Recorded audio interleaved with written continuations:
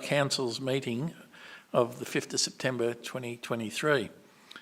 East Gippsland Shire Council live streams, records and publishes its meeting via webcasting. These recordings are available for viewing by the public.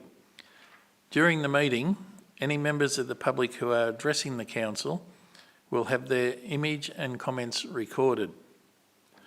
No other person has the right to record Council meetings unless approval has been granted by the Chair.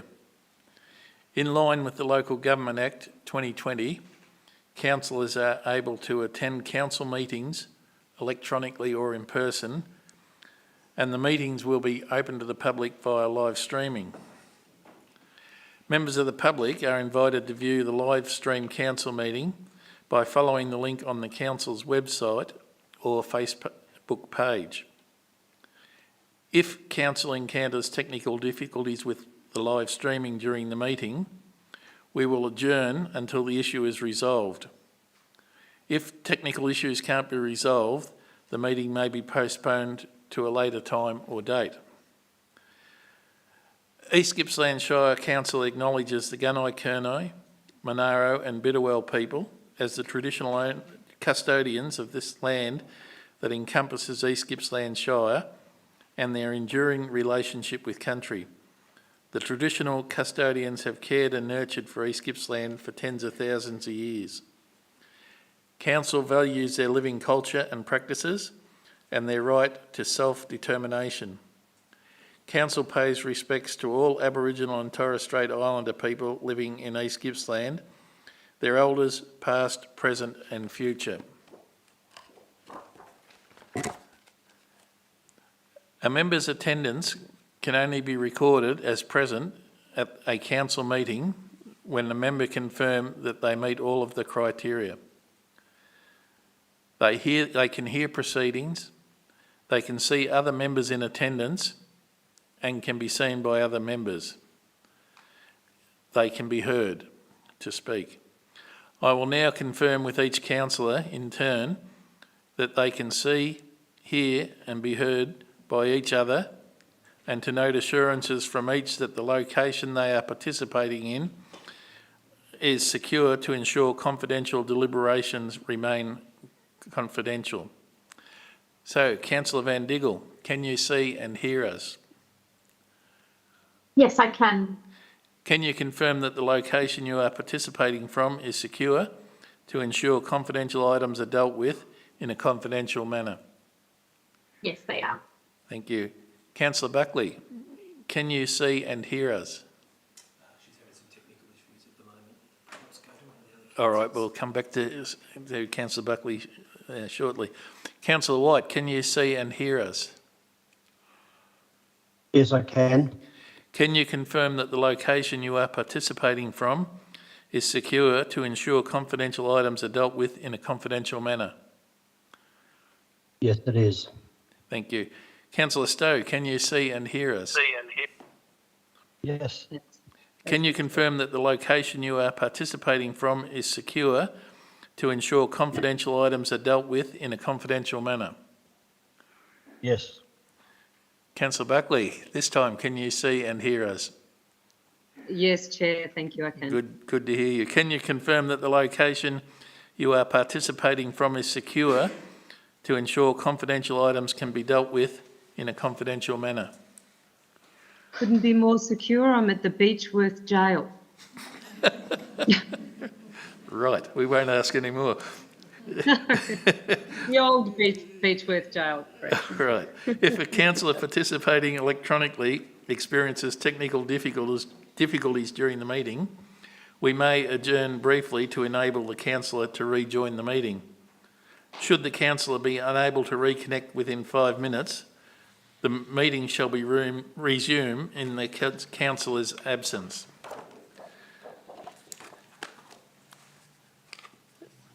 So we'll move to 1.2, which is apologies. We have an apology from the Mayor, Councillor Reeves.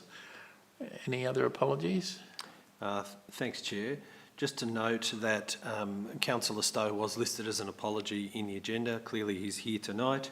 Also, Councillor Greason was hoping to join us online, but we're unable to connect with her. So on that basis, we'll assume she's an apology for this meeting as well. Thank you. Thank you. Declarations of conflict of interest. I note here that we have a declaration from Councillor Van Diggle received for item 2.2 and item 3.1. So any other conflicts? None noted.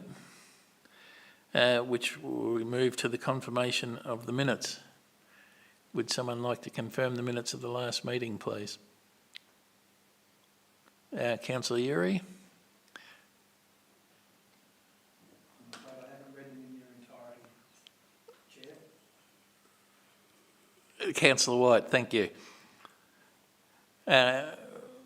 All those in favour of it? Any questions, sorry? Yes, Councillor Stowe.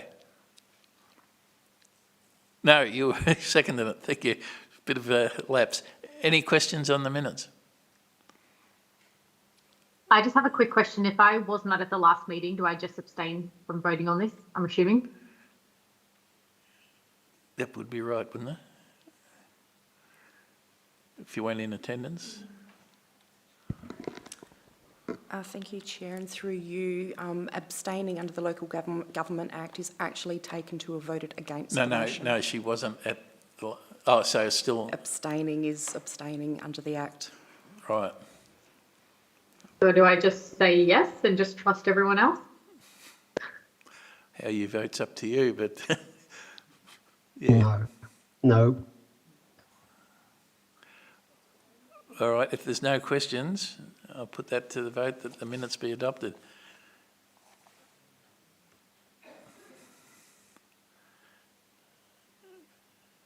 Right, so that's everyone in favour except Councillor Van Diggle who abstained.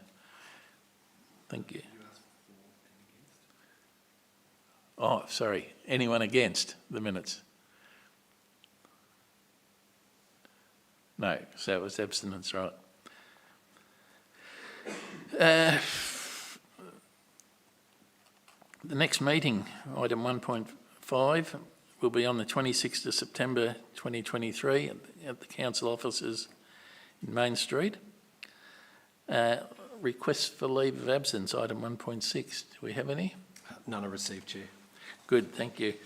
And at this point, I'd like to introduce our two Junior Rotary Awards participants who are with us tonight, being Oscar Mann and Ella Horner. Oscar's from St Brendan's in Lakes and Ella is from St Mary's Primary School. And I always like to mention it to whenever I speak to any of these junior awardees that come to this council chambers, that these awards are now conducted in 14 countries around the world, and they had their genesis straight across the road at 754 Primary School with Lorna Hawkey, which shows that, you know, involvement in community can spread right around the world. So I'll just present badges to both Ella and Oscar.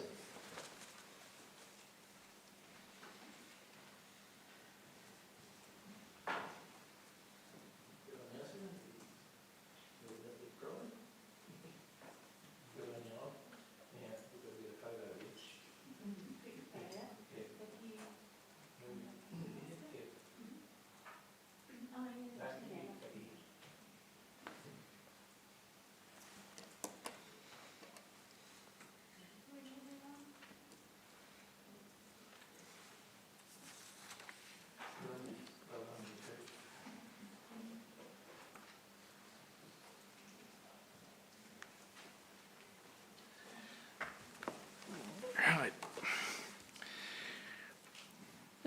So that gets us to 1.7 open forum. 1.7.1 is petitions. Do we have any petitions, CEO? No, we do not, Chair. 1.7.2 is questions of council, and I believe we have 5 questioners. We have 5 questioners, that's correct, Chair. All right. We'll move through these in the order that I've got them here. The first one is Mrs. Sue Watson, which is for the CEO to read. Thank you, Chair. So Sue has submitted two questions. Each of them has a preamble and they read as follows. Preamble. Why will the council consent to a standing eye line of 1.5 metres and not 1.3 metres, the viewing height supported by the statement in paragraph 5 on page 27 of the agenda? 1.5 metres will cause disadvantage to many residents. A person must be 1.62 metres to have an eye level of 1.5 metres. Around 50% of Australian females are not this tall, and as well some males and those who are disabled. Question. Even for those who are tall enough, having to stand denies residents their everyday amenity of enjoying a view from a seated position. Will council allow this situation to occur? I'll ask Mr McConnell to respond. Thank you, and through you, Chair. Thank you, and I appreciate the question. Whether or not council supports the recommendation will obviously be determined later in the meeting. I do note that in 2014, VCAT observed or made comment as follows. In this case, we find it not reasonable to consider the impact of view sharing from a seated position in the Fullarton Drive houses. And again, as we've previously described, the VCAT observations in previous cases are not binding or mandatory, but they do inform our decision making or our consideration in this case. So on that basis, the standing position of 1.5 metres has been adopted for the assessment of view sharing, and the building envelopes and heights have been identified to provide for reasonable sharing of both horizontal and vertical view corridors. Thank you. The second question, Chair, starts with preamble. The building envelopes allow flexibility to choose which side of a new lot will have a side setback of 3 metres.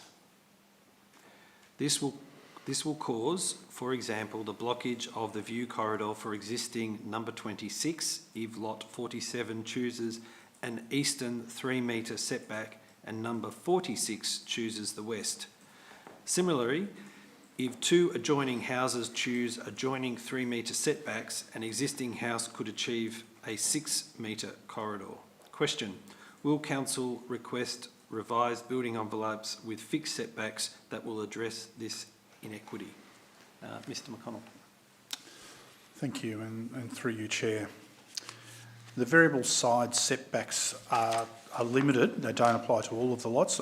Given proposed lots 1 to 14, 34 to 36, 55, 56 and 59 have fixed setbacks in terms of the building envelopes, and the proposed lots 15 to 33 do not have existing development on immediately adjacent lots. The concerns appear to be limited to 19 of the 59 proposed allotments adjoining existing development in Fullarton Drive. A variable side setback on the remaining lots is in anticipation that future lot owners may elect to site a sidewall on a boundary, such as a garage. The intention is to avoid allotments being developed for their full width and to avoid any perception of the massing of the development when viewed from the proposed street. So there's a range of matters here that need to be balanced. It's considered that the outcome proposed will provide for reasonable view sharing, taking into account the range of setbacks and building heights. Thank you. So now we'll move on to Mr Derek Russell, who I invite to come up to the microphone up here.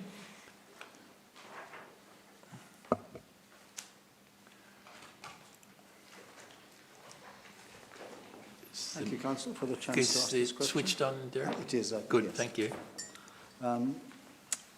As you know, Latham snipe habitat is protected under international agreements between Australia, Japan and China. The snipe have returned from Asia and were recorded yesterday for the first time this year in the development site and on the adjacent wetlands. BirdLife East Gippsland is concerned that the layout of the proposed reserve and the movement of water over it into the Ramsar Lake is a situation where the potential impacts to Ramsar and the migratory bird habitat values require much more detailed planning at the permit application stage. It does not seem appropriate to effectively defer the whole of the reserve stormwater management impact assessment to the EPBC process via a permit condition. So the question is, why not wait for the EPBC process to run its course so that the outcome can be considered and integrated into the wider planning design and stormwater management decisions?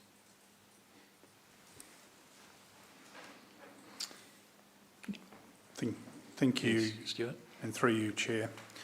The outcome of the EPBC Act referral may in fact dictate some of the requirements for the detailed design of the reserve and the drainage infrastructure, which is a process that is normally undertaken following the issue of a planning permit and is subject to the approval of detailed plans, and there is included a proposed condition to that effect. Also included is a proposed condition that the subdivision and the associated works cannot proceed until the EPBC referral process is completed. Within the Victorian planning system, there's also an expectation that planning permits are determined within a reasonable period of time. If the authors of the Planning Environment Act, the legislators, had intended that planning permits should be on hold or not be issued pending the outcome of other statutory processes, then provisions would have been made within that Act for that purpose, and there are examples where that has been the case, such as in relation to cultural heritage.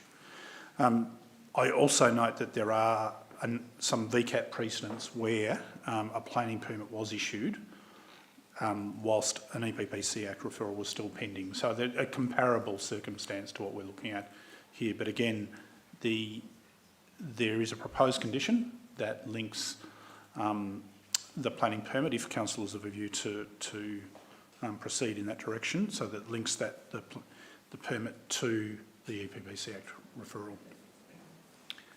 Thank you.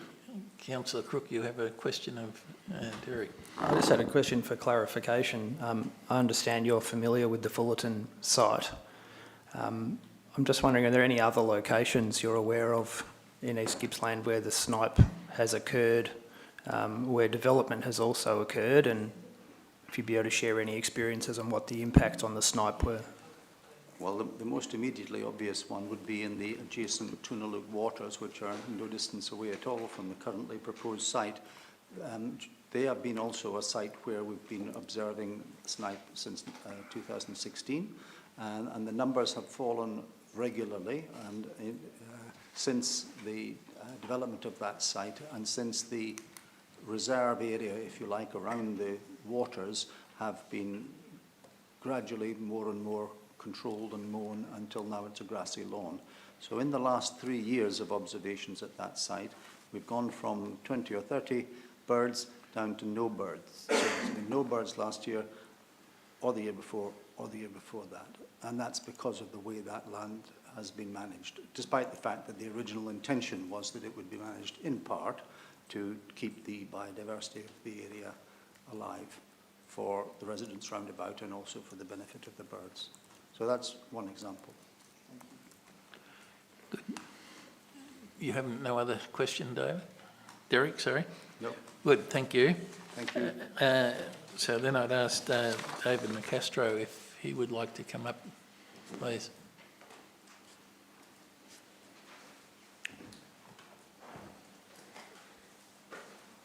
Thank you.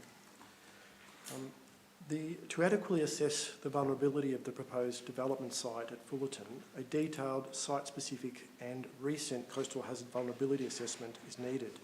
This assessment is now a common tool used across all the coastal shires to ensure they have the best available data and climate change science at hand for risk-based planning, as required by the planning scheme. Adopting this vulnerability assessment tool here in East Gippsland would provide our council and referral authorities with the most up-to-date coastal inundation and erosion analysis data, site predictions and mapping information that is necessary to manage coastal risks and better understand the vulnerability profile of the site. So my question is, how can the council confidently plan for and manage coastal hazard risk and climate change impacts without that information on hand? Mr McConnell? Thank you, and through you, Chair. So the relevant planning practice note in relation to this, managing coastal hazards and the coastal impacts of climate change, sets out a framework for assessment of coastal hazards, and the guidelines primarily refer to the use of coastal hazard vulnerability assessments in the context of rezoning proposals, so in the context of strategic planning, and also in the assessment of developments at the planning permit stage that are outside existing settlement boundaries or outside existing areas which are zoned for residential or similar urban purposes. And this site has been zoned for residential purposes for some time. I do note, though, that the practice note does indicate that planning permit decisions should be made based on the best available knowledge and information available at the time, and recommends that the relevant floodplain manager, in this case the East Gippsland Catchment Management Authority, should be consulted for advice on flooding and related risks. And this has occurred, and the East Gippsland CMA has provided their advice and their consent to the proposal, and the relevant comments from the East Gippsland CMA have been included as proposed planning permit conditions. The recommendations from officers also take into account these risks, firstly by ensuring that the residential areas are located above the 2.8 metre AHD level, which is the 1 in 100 year flood level plus an allowance of 0.8 metres for sea level rise. And the risks associated with the temporary inundation of parts of the reserve has been taken into account, and on balance considered that they can be managed. The provision of the significant reserve also provides an opportunity for the management of some climate change impacts, such as coastal inundation and erosion over time. Thank you. Thank you, Mr McConnell. David, do you have a second question? Yes. The planning rules require site and design development to minimise risk to life, health, property, the natural environment and community infrastructure from natural hazards. I note the latest drainage designs cite the outfall pipe of the stormwater infrastructure at about 1 metre AHD. The predicted 2100 storm and tidal surge levels for Paynesville are about 1.82 metres AHD. Moreover, by the turn of the century, the CSIRO projects that the extreme storm and tidal events will occur once every 4 to 36 days in the Gippsland lakes. This means that the siting and design of the stormwater assets are not sustainable, being too exposed to natural hazard risks, in particular storm and tide events. From around 2070 onwards, ever-increasing saline intrusion into the drainage system means it's unlikely to achieve the required pollution reduction targets. And moreover, the site constraints make extensive fortification and earth fill works both an inappropriate and very costly design response to the inevitable problem of saline ingress. Ultimately, the whole stormwater system appears doomed to fail, resulting in far more untreated runoff entering the Ramsar wetlands than is currently the case today. So my question is, what methodology and evidence was used in assessing whether the floodplain infrastructure, siting and design represents best practice and best value for whole of life and maintenance costs in response to the coastal hazards of the site? Mr McConnell. Thank you, and through you, Chair. So the officer's recommendation seeks to balance the various issues associated with inundation risk and a range of other objectives in the Victorian planning system. And overall, it's considered that the risks associated with inundation of the stormwater infrastructure from 2070 are low. That is, they don't present a risk to human life and safety, and they can be managed over time with various adaptation measures, just as will be required in many other coastal areas that will be under significantly greater risk, including threats to life and property. There is a range of other modelling available historically in the Gippsland lakes, and it's recognised as part of this assessment that some of the drainage assets are located below that 2.8 metre AHD benchmark that I referred to earlier. And as a result, there is a risk of periodic or occasional inundation, but it's likely that that will still occur infrequently. And some of the previous modelling would suggest, it could be in the range of something in the order of a 1 in 10 year risk for those particular areas. The officer's view is that on balance, this is a matter that can be managed through the detailed design of the drainage system. And I make that comparison in terms of the frequency, really to clarify that officers don't expect the inundation to be a regular or daily occurrence, but rather an infrequent occurrence that can be managed. I also note that the existing arrangement for stormwater within the estate is that it is discharged without treatment, and so the proposal will in fact not only collect and treat stormwater from the proposed development area, but also from other areas of the estate as well, and result in improved outcomes as a result. Thank you, Mr McConnell. Councillor Crook had a question of David. Thank you, David. You made some reference to a CSIRO report. Am I to understand that that's the same report that we've seen? That's the 2022 report on the vulnerability of the Gippsland Lake site and its catchment to bushfire and climate change? Yes, correct. And you mentioned some numbers there about how often extreme storm events, that document suggests that an update to how often we're likely to experience those extreme storm events and or flooding. I can't quite remember what you said. Could you just repeat those for me, please? Because my understanding is that the site will only be subject to, or we've been told, the 1 in 100 year type event, as Mr McConnell has just suggested, very infrequently. But that seems to be contrary to what you've told us. What did you say again, please? It would be every 4 to 36 days by the 2100. It's effectively 1 in 100 year extreme tide and storm surge events would be happening 100 times a year. And that's equivalent to what we would see or understand now to be a 1 in 100 year event, is it? Yes, but under the lowest, most conservative predictions by the CSIRO, it would be happening 10 times a year by 2100, and that is sufficient time for saline ingress to come in from the lowest outfall pipe up into the freshwater wetlands and salinate them, requiring them at great expense to have to be removing all the subsoil, replanted and refortified. And by 2100, the water would be completely inundated at great cost. You'd need to refortify and basically replant that wetland 10 times a year at the minimum by 2100. And is that details also covered in the CSIRO report, is it? Or that just talks about the frequency and the intensity of the projected flooding?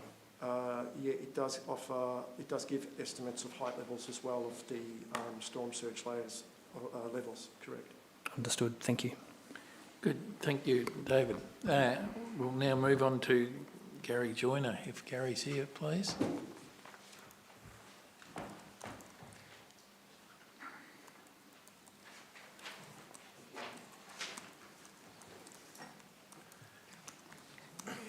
Good on you, Gary, go ahead. I'm well, thanks for the opportunity. It seems that the developer has responded to previous VCAT rulings and finally moved the housing lots out of the floodplain. By moving the housing lots to higher ground, their exposure to natural hazard risks is reduced, enhancing community safety. Strangely, the housing lots are being treated very differently to the drainage infrastructure they depend on, but you really can't have one without the other. Besides this, the drainage assets need to keep working effectively until at least 2100 in order to satisfy the planning rules. So I'm left wondering, why doesn't the Shire insist the developer move the essential drainage infrastructure out of harm's way, just like the housing lots? Sure, It will reduce the developer's lot yield, but that's a small price to pay to ensure the long-term viability of critical community assets. Mr McConnell. Thank you, Chair, and through you. So, firstly, the simple response to that is that a proposal that moved all the drainage infrastructure substantially to the south, so away from the shoreline onto high ground, would, as you suggested, result in loss of lots and fundamentally a redesign of that component of the subdivision, and in effect would constitute a different application. So council needs to consider the application that's before, and that's what officers have done. Again, in my response to the previous question, I went to the question of the risks posed by infrequent inundation of the drainage system, and I think it's fair to say that our view is that the risks associated with infrequent inundation there are very different from the risks of impacts on private property or of life associated with the, if inundation risks were posed to private property. So there's assessment and a balancing of the range of considerations that we need to consider in the planning scheme has been done. And one of the, as I said, one of the critical things in that is that the lots that are to be considered for development are well above that 1 in 100 year flood level, plus consideration of climate change. I note that in 2014, the VCAT member again concluded or made a note, and again, this is informative, it's not, the previous VCAT matters are not determining the current matter, but they do inform it. The VCAT member at the time concluded, regarding the impacts of a flood event on the constructed wetland and that of the adjoining Ramsar wetland, we consider the extent of impact to be negligible. That is because during a flood event, the size of impact across the scope of a flood generally would be of such significance that impacts from scouring of water and sediment from the constructed wetland would be minor due to dilution and mixing with floodwaters. Thank you. Thank you. Do you have a second question, Gary? No, I don't. Good man, thank you. So it gets us to Cheryl Romano. Cheryl here? Good.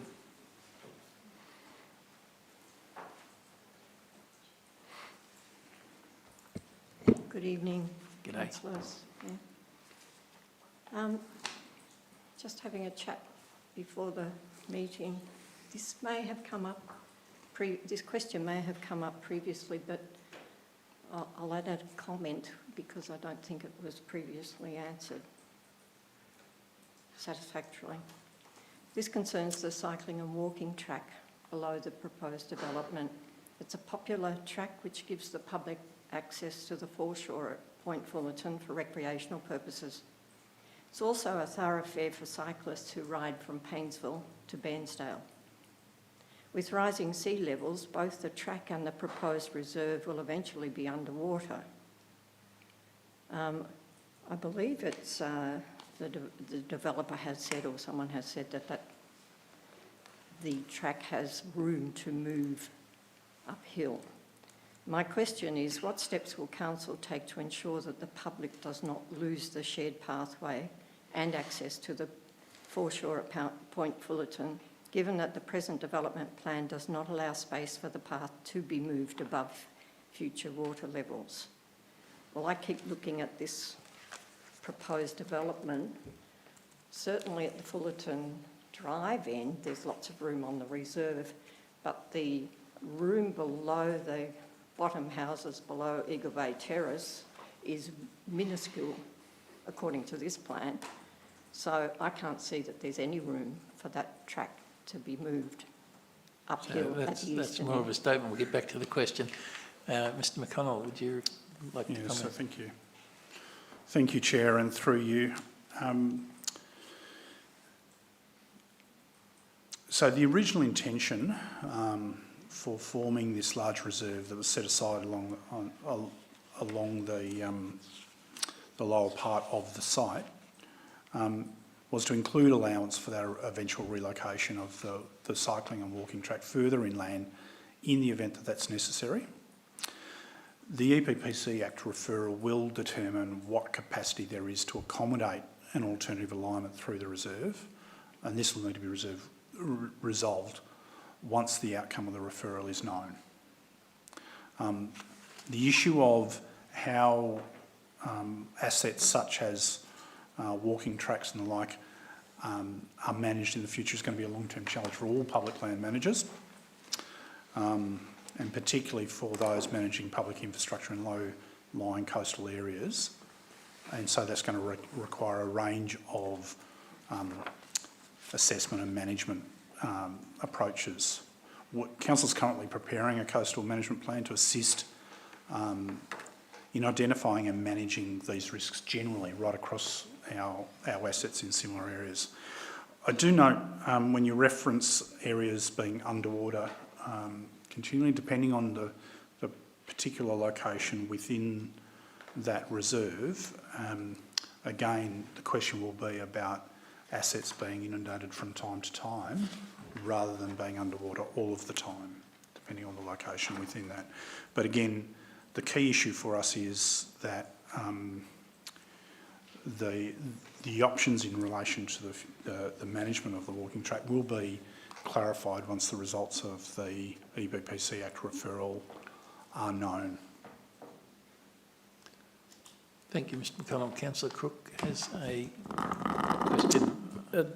Yeah, look, I'm interested in the walking infrastructure, and obviously we are, as Mr McConnell suggested, we do need to await the outputs of the EPCPC process before the walking track can be located further up the hill, through what I understand is the snipe habitat, so that may or may not be able to happen. Let's just surmise for a minute that that can't happen and the walking track gets sandwiched between the development and the rising lake and can't be used. As a user of that current track, is that going to be an acceptable outcome, do you think, for yourself or the community? Definitely not. That track's used all the time, and really it's only one of the safe accesses for cyclists to keep them off the busy Paynesville road. I use that a lot myself, and people walk their dogs there all the time. It's in constant use, and it's the only access to that foreshore area. Okay, thank you. Do you have a second question, Cheryl? Yes. I note that the developers have not presented a geotechnical risk assessment for the very steep land below Eagle Bay Terrace. There have been no details made available of the extent of any proposed earthworks, nor the means proposed to stabilise disturbed areas. Not all areas that are prone to landslide or erosion are covered by the erosion management overlay. Inappropriate development on steep land may have significant risks for property and human safety on the site and in areas above the site, and carries the risk of pollution to the Ramsar wetlands below. Will Council ensure that the developers prepare a geotechnical risk assessment and a design response detailing how areas of slope over 20% will be mitigated through the implementation of a slope management plan? Mr McConnell. Thank you, and through you, Chair. So the formal requirement for a geotechnical risk assessment arises, I think, as you have inferred, from an erosion management overlay, and this land is not currently covered by an erosion management overlay.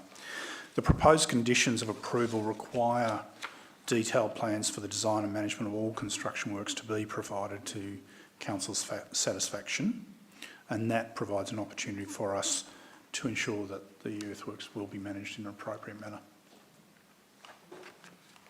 Thank you. That's the end of the questions, CEO. Good.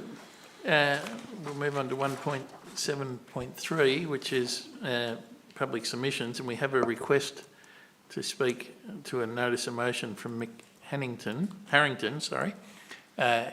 but we will hold that over until that notice of motion. So we'll move on to 1.8, item to be tabled, and this is the Audit and Risk Committee biannual report.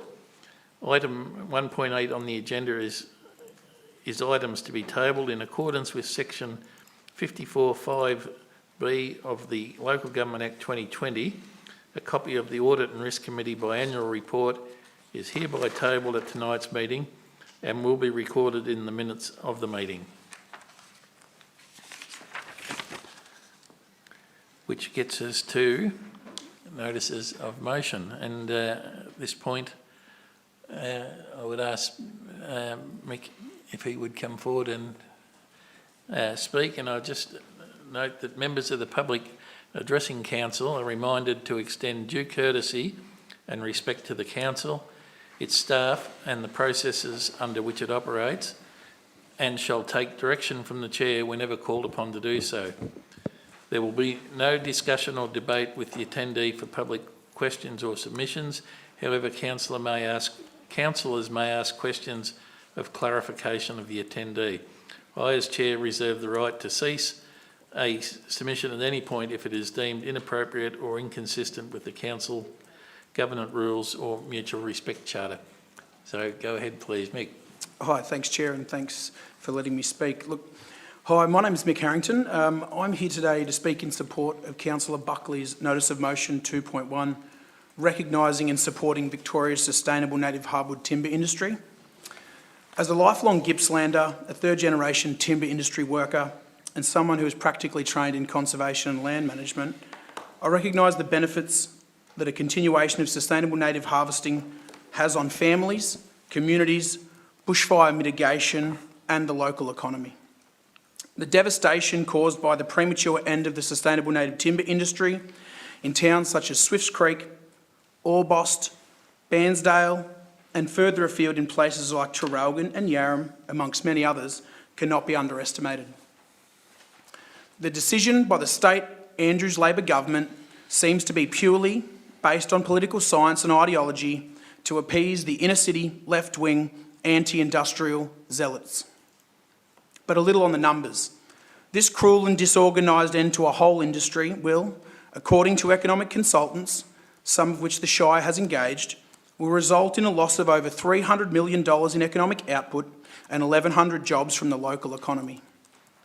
From a sustainable sector that harvested just 4 in 10,000 trees across Victoria annually and had access to just 5% of the Victorian public land estate, this is simply madness. But it isn't the numbers that keep me up at night. It is the stories of mental health breakdown, family separations, and financial hardships that do, while local contractors, business owners and mill workers wonder if they can cover their next mortgage payment or avoid having their car or business equipment repossessed. Many within all levels of government have been uncomfortably quiet on the issue. Over the last few months, in my new role as Executive Officer of Forest and Wood Communities Australia, an NGO that advocates for timber towns, I have been privy to many stories highlighting the steep decline in mental health of many in our timber communities. One night, just a few months ago, I heard my phone ring one evening during dinner and answered it to a local contractor and a man notoriously tough, much tougher than me, sobbing uncontrollably at the other end of the line. While the contents of that discussion must remain confidential, I am sure it will be illustrative to you all to know that it was required that I put him in touch with both Lifeline and Beyond Blue. Aside from these obviously life-altering catastrophic impacts on our local communities, there are wider implications to consider as well. As a carbon-storing building material, hardwood is in massive demand, and if it's not sourced here in Victoria, where will it come from? At best, from interstate, from places like New South Wales and Queensland, states that continue to sustainably harvest native timber and manufacture quality Australian-made building and featured timber products. This, however, means a vastly increased carbon emissions profile due to product transport. Or worse still, the resource will be pillaged from countries like Borneo, Brazil, Papua New Guinea and the Solomon Islands, places where harvesting is corrupt, ecologically devastating, and in many cases done despite the protest of local Indigenous communities. To be a councillor or any other elected representative from within Gippsland means having a moral obligation to those that do not sit in a privileged position like many do within society. In a region that has below average educational outcomes, household income $600 a week less than the national average. 1 minute, Mick. Thanks. And who sit third in Victoria for domestic violence prevalence, it is a region that cannot afford any negative change to our standard of living.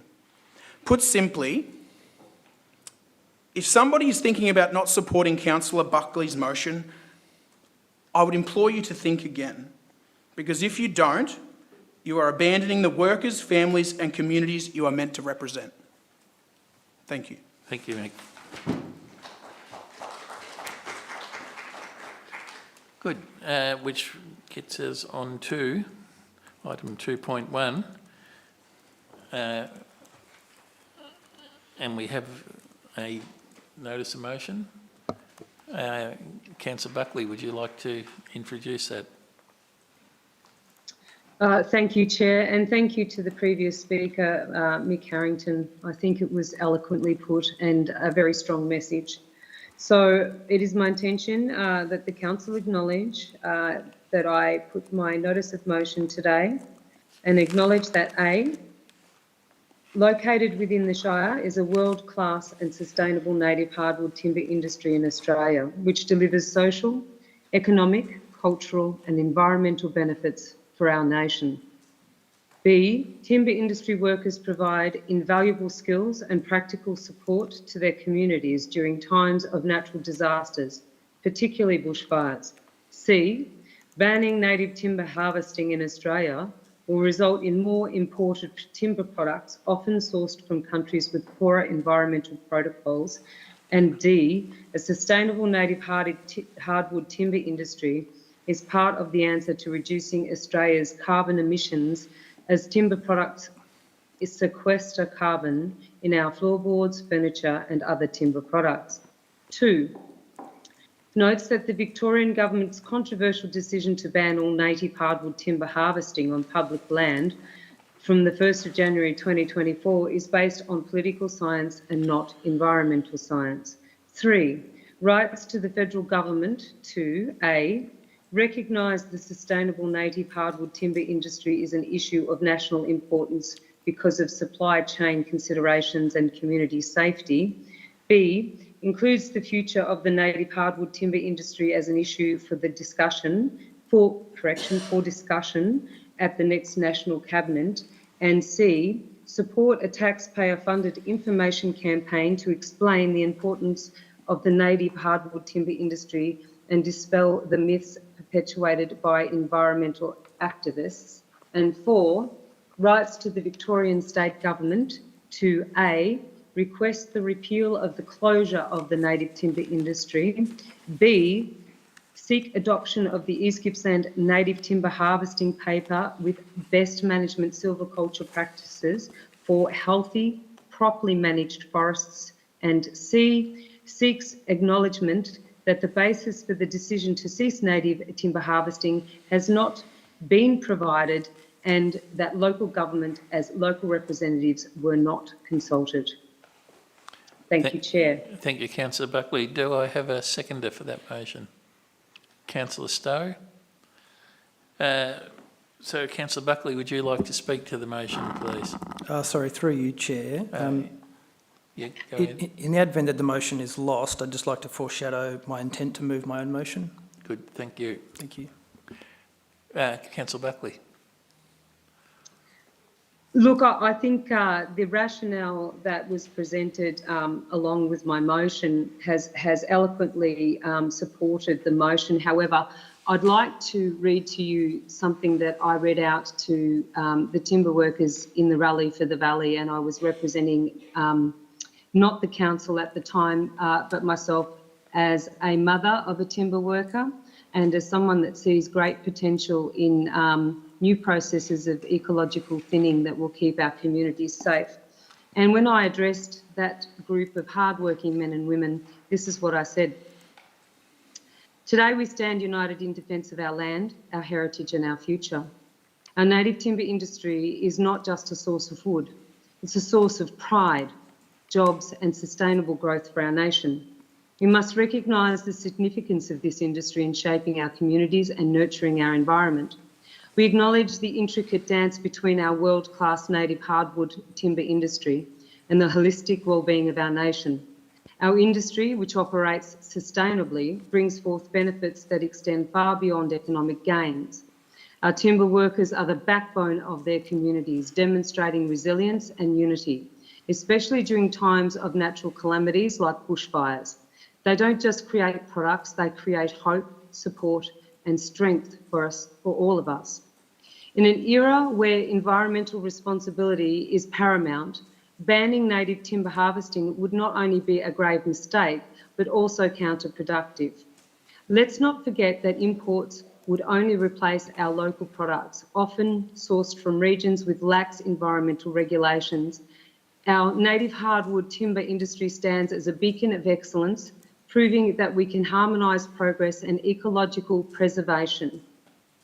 And of course, we need to ensure that we have change in our silviculture practices, that we meet that high benchmark.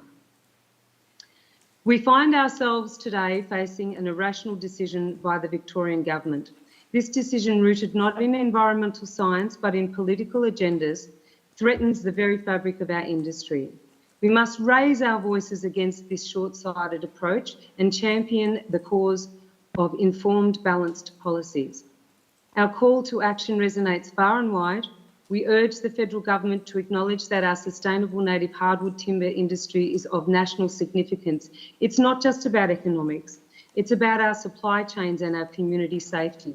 We implore the leaders of our nation to include the future of our industry in the discussion of the National Cabinet, a platform that shapes our collective destiny. To combat the misinformation and baseless myths, we seek support for a taxpayer-funded public information campaign.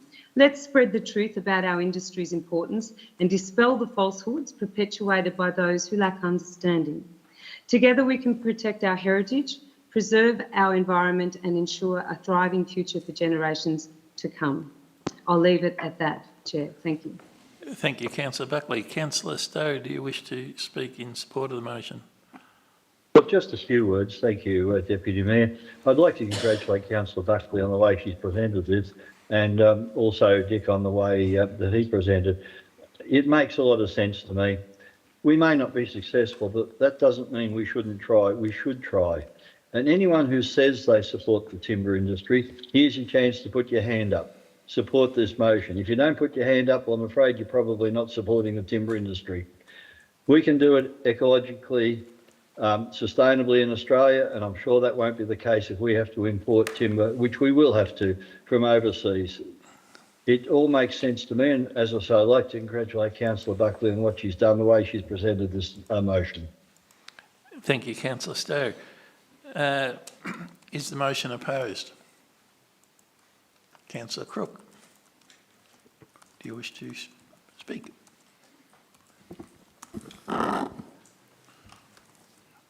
This is an issue that I have taken a long-term interest in, and I am certainly on the record and will reaffirm today that I'm a supporter of a native forest timber logging industry in East Gippsland.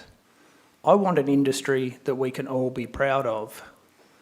Unfortunately, that's not the industry we have today, and that is reflected in the Council's own agreed policy position paper on the industry itself, which calls for substantial reform to how the industry is currently structured.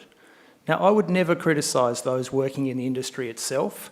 They're simply not decision makers at all. And to a large extent, neither are we in this space. We are both, with those who work in the industry, decision takers now that have chosen to end the native forest industry.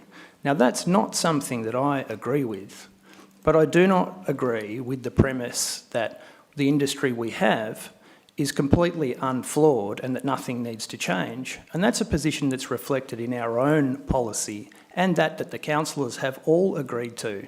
So I take particular exception to some of the statements made by Councillor Buckley, particularly around the fact that it's claimed that this has been a political decision and not one based on evidence. This sounds like an ideological assertion to me, rather than a reflection of Council's agreed position. It's been stated that the evidence for the decision has not been provided, but then the motion asserts that the decision was political. I question how you can make an assertion on the basis of the government decision if you're also saying you don't know the basis of the government decision. And I just don't think that we are in a position to make the avid claims that are made in the way that they are stated in Councillor Buckley's motion, which is why I have foreshadowed my intent to move another motion which speaks to many of the concerns that Councillor Buckley has raised and seeks directly to support a native forest timber industry in East Gippsland that we can be all proud of. Not what we have now, where a vast majority of the trees that are removed from the forest end up in the lowest possible value end products, principally in disposable packaging and paper products both here and overseas, which do not capture carbon, as is claimed. This stuff wood captures carbon, but disposable paper products unfortunately do not. And the government managers of this industry for decades have consistently made decisions that have undermined our community and our forest industry in this region to a point where now it is very, very difficult for that industry to exist financially without significant subsidy. So I would call for my fellow councillors to reject the motion in its current form because it fails to recognise the nuances in this debate or to support our councillors' existing agreed position on the matter and to support my alternate motion, which supports a forest industry in East Gippsland and the workers who currently exist within it. Excuse me, we have a point of order. Point of order, Chair. Point of order. Councillor Crook's assertion is incorrect, and I just would like the Chair to acknowledge that he has made a statement that says that we haven't addressed the changes needed to the industry in his discussion piece right there. Because if we look at what I've asked in point 4B is that to seek the adoption of the East Gippsland native timber harvesting paper. For a point of order to be valid, it has to be based on the governance rules. So could you please articulate which part of the rules you're talking about, please? That basically he has made a statement that's false. So I'm just calling a point of order on calling that out.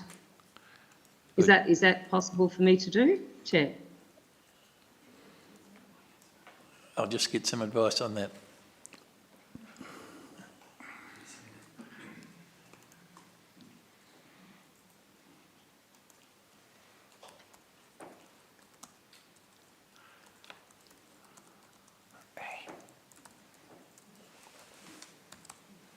Could I ask if we could possibly go to questions of the mover and seconder? We'll get this point of order sorted first. Sure. All things in rotation.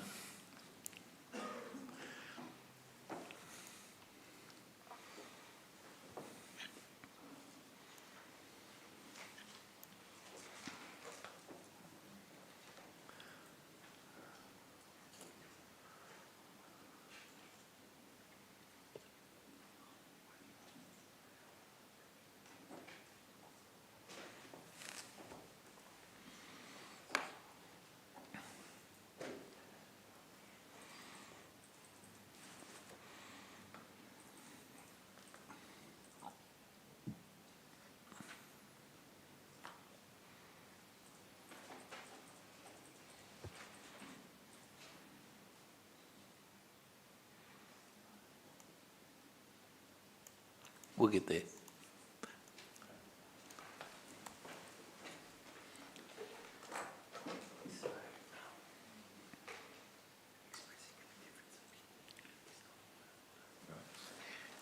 Thank you. What Councillor Crook is doing is expressing a difference of opinion, and that does not constitute a point of order. So if you want to continue with your last 30 seconds, please. That's okay. Look, I'll just reiterate that I support a native forest timber industry in East Gippsland, but that find the way that Councillor Buckley has framed this motion and some of the claims made to be false. Thank you. Anyone wish to speak for the motion? Councillor Van Diggle and Councillor White. I was just wondering as well, on procedural question. I, in principle, agree with all of it except for one item. I'm wondering if I can have an amendment to one item. I'm just wondering how I go about that. Can you move? Apologies for raising it so late. Can't move an amendment, can you? Back to governance. Hang on. Sorry.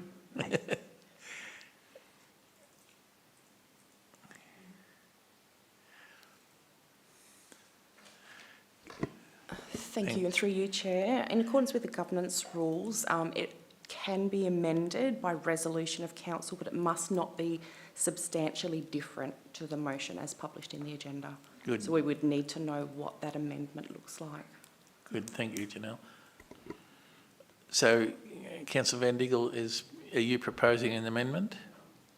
Yeah, just a minor one to point to the point number 2 that notes that the Victorian government controversial decision to ban all native hardwood timber industry, blah, blah, blah.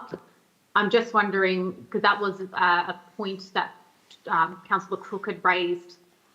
I have a proposed amendment that just says, notes that the Victorian government decision to cease all native timber harvesting on public land from 1st of January 2024 has significant and disproportionate impact on communities in East Gippsland. I think we'd be more effective if we try not to place blame, but try to be proactive in this space. But for the rest of the motion, I wholeheartedly agree with it. So would you like to repeat your amendment, please? Sure. Would you like me to also send it to Janelle? Yes, Yeah. please.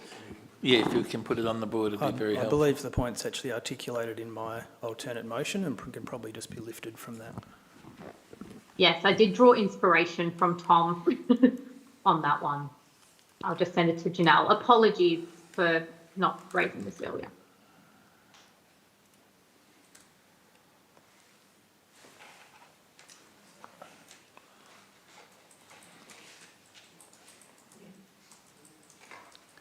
Should I also send it to Vanessa? That would be good.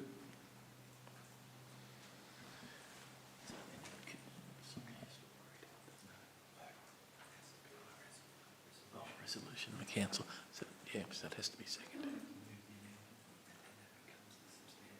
If it's seconded. Yep. Yep.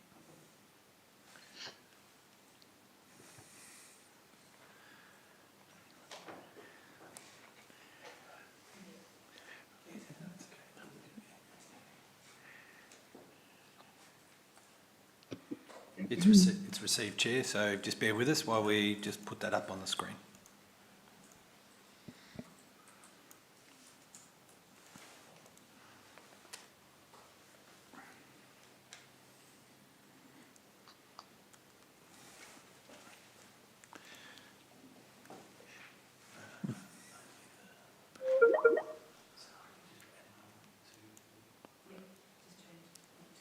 So point 2 is changed to reflect that, and that reads, notes the Victorian government decision to cease all native timber harvesting on public land from 1st of January 2024 has a significant and disproportionate impact on the communities in East Gippsland. That's your amendment, Councillor Van Diggle? Yes, it is. Do I have a seconder for that? Councillor Crook. Good, so you're right. So Councillor Van Diggle, would you like to speak to your amendment, please? Not to say much, except for that I think our argument would be strengthened if we took on a more proactive approach rather than placing blame. But I think for the most part, we spend a lot of time working on a position paper, and I think we can't just have the state government make a decision and then suddenly stop trying to advocate for something we spent months and months developing. So I think by taking on this proactive wording, I just think we have a better shot of getting our point across. Thank you. Councillor Crook, do you wish to speak? To support what Councillor Van Diggle has said, I think it's pretty clear. I believe this motion requires substantial reform to the point where those reforms will be so great that it would in fact be a different motion, which is why I've foreshadowed that intention. However, the amendment that Councillor Van Diggle has proposed is something that I absolutely agree with, and so I'm happy to see that amendment to this otherwise what I consider to be a little bit motion that is lacking. Good, thank you. Anyone wish to speak against the amendment? Chair, may I just ask, through the sake of governance, just Yes. a clarification. Traditionally in the past, and as I understand it with the governance rules, the motion has to be accepted by the proponent and the seconder. Is that correct? I'll get governance to run through that for you if you like. Thank you, Councillor Buckley, and through you, Chair. In accordance with the governance rules, a notice of motion can only be amended by resolution of council.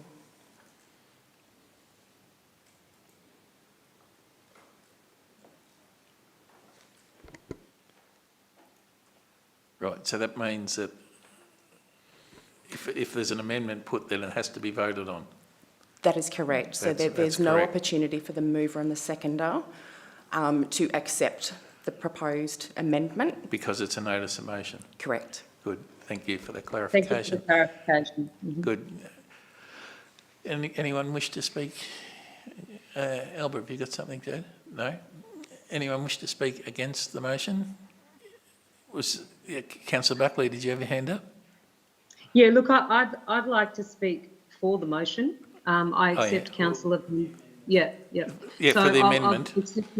I'll accept the amendment because I won't take personal offence to Councillor Crook's machinations and his point of view, because I think that that's counterproductive. However, I think that he would prefer to have his own platform and direct it the way that he'd like. So therefore, Could you speak to the amendment, please? For the sake of the motion, Chair, I will accept the amendment so that we can move forward and show the community of East Gippsland that we support the timber industry. Good, thank you. Anyone else wish to speak for or against the motion? Can I just ask a question of you, Chair? At what point are we allowed to ask questions of the mover and seconder of the motion? We're talking about the amendment at this point in time.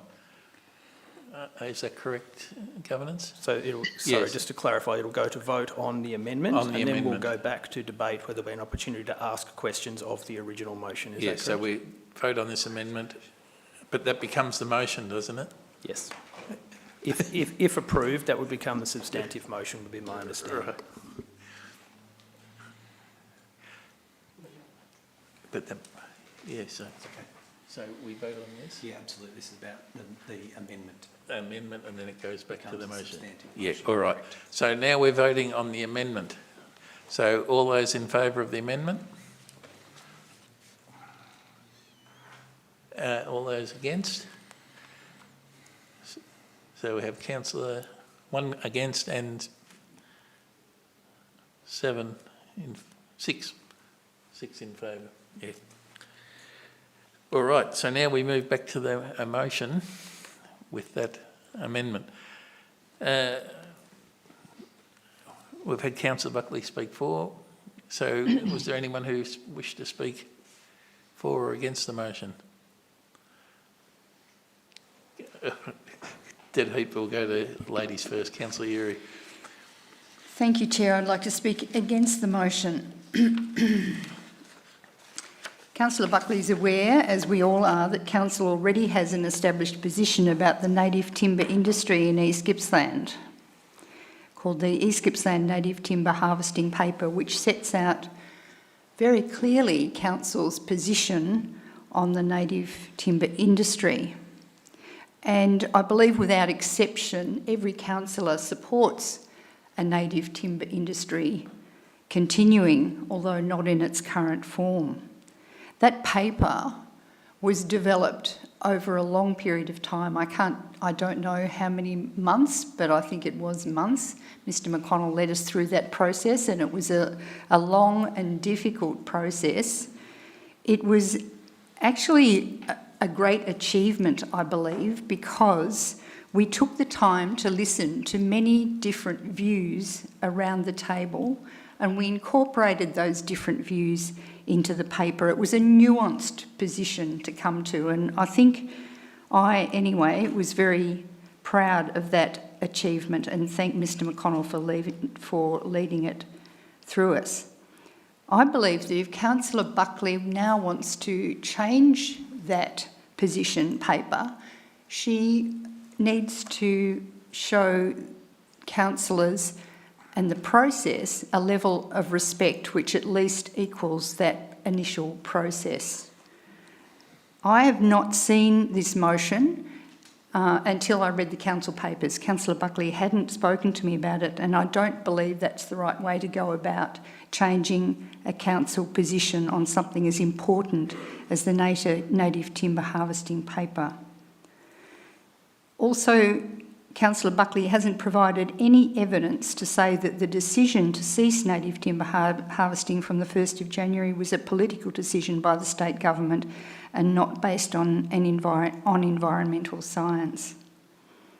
So I think that I would be happy if Council as a group decided to review and update the native timber harvesting paper, considering there's now a change and the date of cessation has been brought forward to the 1st of January 24, but I don't think this is the right way to go about it, and there are too many things in this motion that I don't agree with, although I do state that I stick by my original position and support a native timber industry in East Gippsland. Thank you, Chair. Sorry, Chair, I've just really got to call a point of order, because once the motion's been amended and passed, that's a substantive motion, so it's already been passed. No, the amendment's been passed. We have to then go to the motion. But doesn't the amended motion then become the substantive motion? That's I'm the a amended. little bit confused. That's what we're doing now, isn't it? Yep. Okay. Right. That's fine. And so yeah, continue on. Councillor Crook. I just have some questions of clarification from those who have moved the existing motion, not including the amendment, if that's okay. Point of order, Mayor. You can speak 2 or 4. Yeah, you can only speak 2 or 4. You can't ask questions. That's. Thank you, Councillor Buckley. I'll take my direction from the Chair. Chair, is that the case? There's no opportunity to ask questions of the motion? You can speak for or against the motion. There is no opportunity to ask questions? Governance? The governance rules appear silent on this, so we believe that questions of clarification of the motion may be permitted at the Chair's discretion. That's what I'm currently seeking, Chair, if you'd permit that, please. All right, you can, provided they're... they will be fair and reasonable questions? Yes. Are you happy for me to proceed? I obviously have quite a lot of questions, but I won't take up everybody's time. I'll just focus on one to start with, and that's at point C, the motion calls for a taxpayer-funded information campaign to dispel myths perpetuated by environmental activists. I'd just like the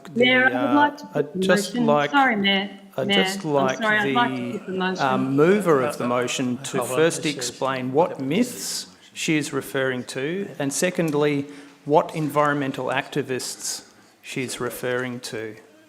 Hang on, we've got a procedural motion, so we have to... I'd like to put the motion. Sorry, you don't wish to answer any questions on the motion? No, I'm not going to answer any questions, and I would like to write a reply. Sonia, most unfortunate. Just wait for a minute till we get clarification, excuse me. I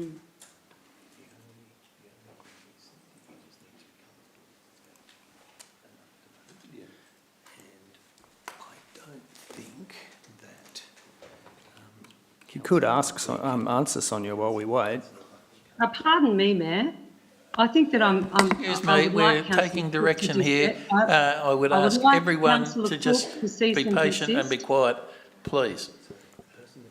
Thank you, Chair. I'm happy for you to ask it publicly. I don't believe can actually then ask the motion to be put. It has to be someone who hasn't been involved in the debate. Happy for you to ask it. Right, so could I just get some clarification from governance? Can the person who put the motion then ask for it to be put, or does it have to be someone else? Thank you, Chair, and through you, in accordance with the governance rules, the councillor who has moved or seconded the original motion or spoken for or against it cannot put the motion. Thank you. Thank you for the clarification. I apologise to my fellow councillors.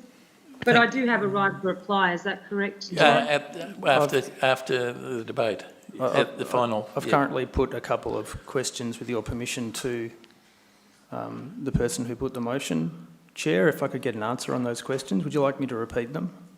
If you could, please. No. I think they got So at point C, we're being asked to support a taxpayer-funded information campaign to dispel the myths perpetuated by environmental activists. I'd just like some clarity around what those myths are and who those environmental activists are. Happy to take the question on notice, Chair. Oh, sorry, I thought you'd have the detail putting the motion before council, that's all. Councillor Crook. Councillor Crook. We'll just take that on as you'll take that on notice. All right, we don't want to get into any further conflict. So anyone else wish to speak for or against the motion at this point?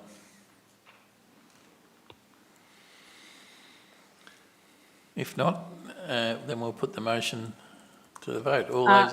I have, no, sorry. Oh, you got Chair, the right to I have reply, the sorry. reply. Yeah, sorry, Councillor Buckley, you're right. Okay, thank you. For 3 minutes. So what an interesting, what an interesting experience this has just been. So I thank Councillor Uri and Councillor Crook for their position on this matter, and it's noted. But what we have to consider here, councillors, is that it's quite clear in the ask, point 4B, and I'll read it again because it seems that Councillor Crook and Councillor Uri are not of the understanding of what the ask has been. They have basically tried to assassinate my position by saying that I am trying to change the native timber harvesting paper. But in the actual motion, it is clear that I have sought adoption of the East Gippsland native timber harvesting paper, and that seeks best management silviculture practices for a healthy, properly managed forest. It is in the motion, councillors. And to try and turn around and say that I haven't included that I'm trying to ask for something different is astonishing, absolutely astonishing. And I think truth is,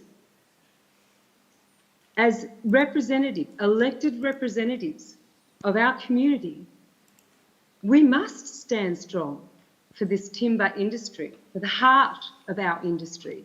This is not a place for grandstanding for any of us. This is a place where we fight for community, for what is right, for our economy, for our families, for best management practices. And I think we can all say that we've worked very hard to achieve that with our silviculture paper. That's what I'm asking for. To try and say that it's anything different when it's in black and white is quite astonishing.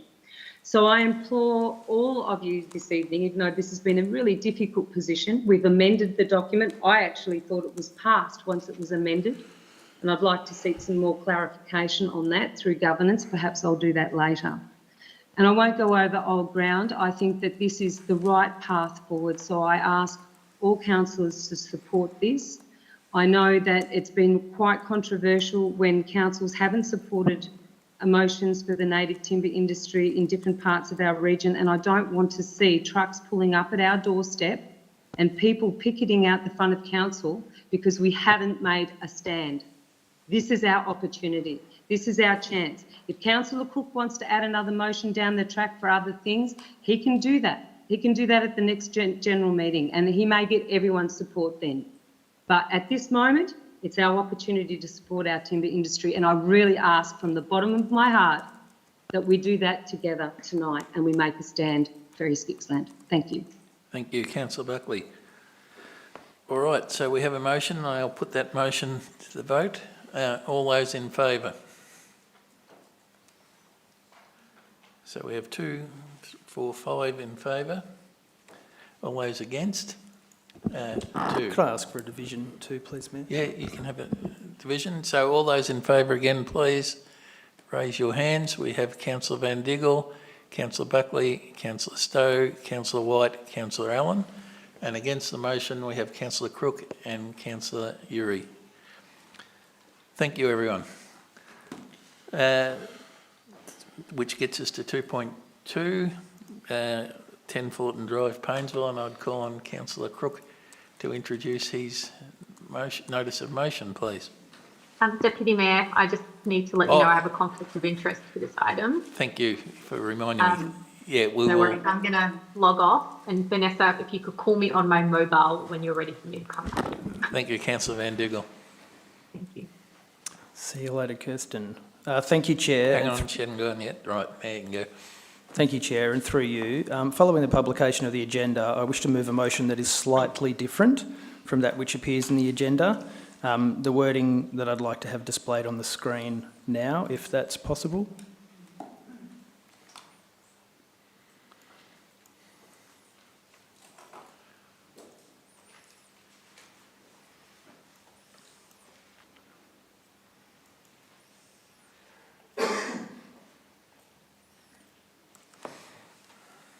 Thank you. So I move firstly that the development proposal for 10 Fullarton Drive be deferred until the requested further information has been provided to afford councillors a more detailed evidence base upon which to consider the risks in relation to flooding, acid sulphate, coastal erosion, inundation and other risks at the application stage.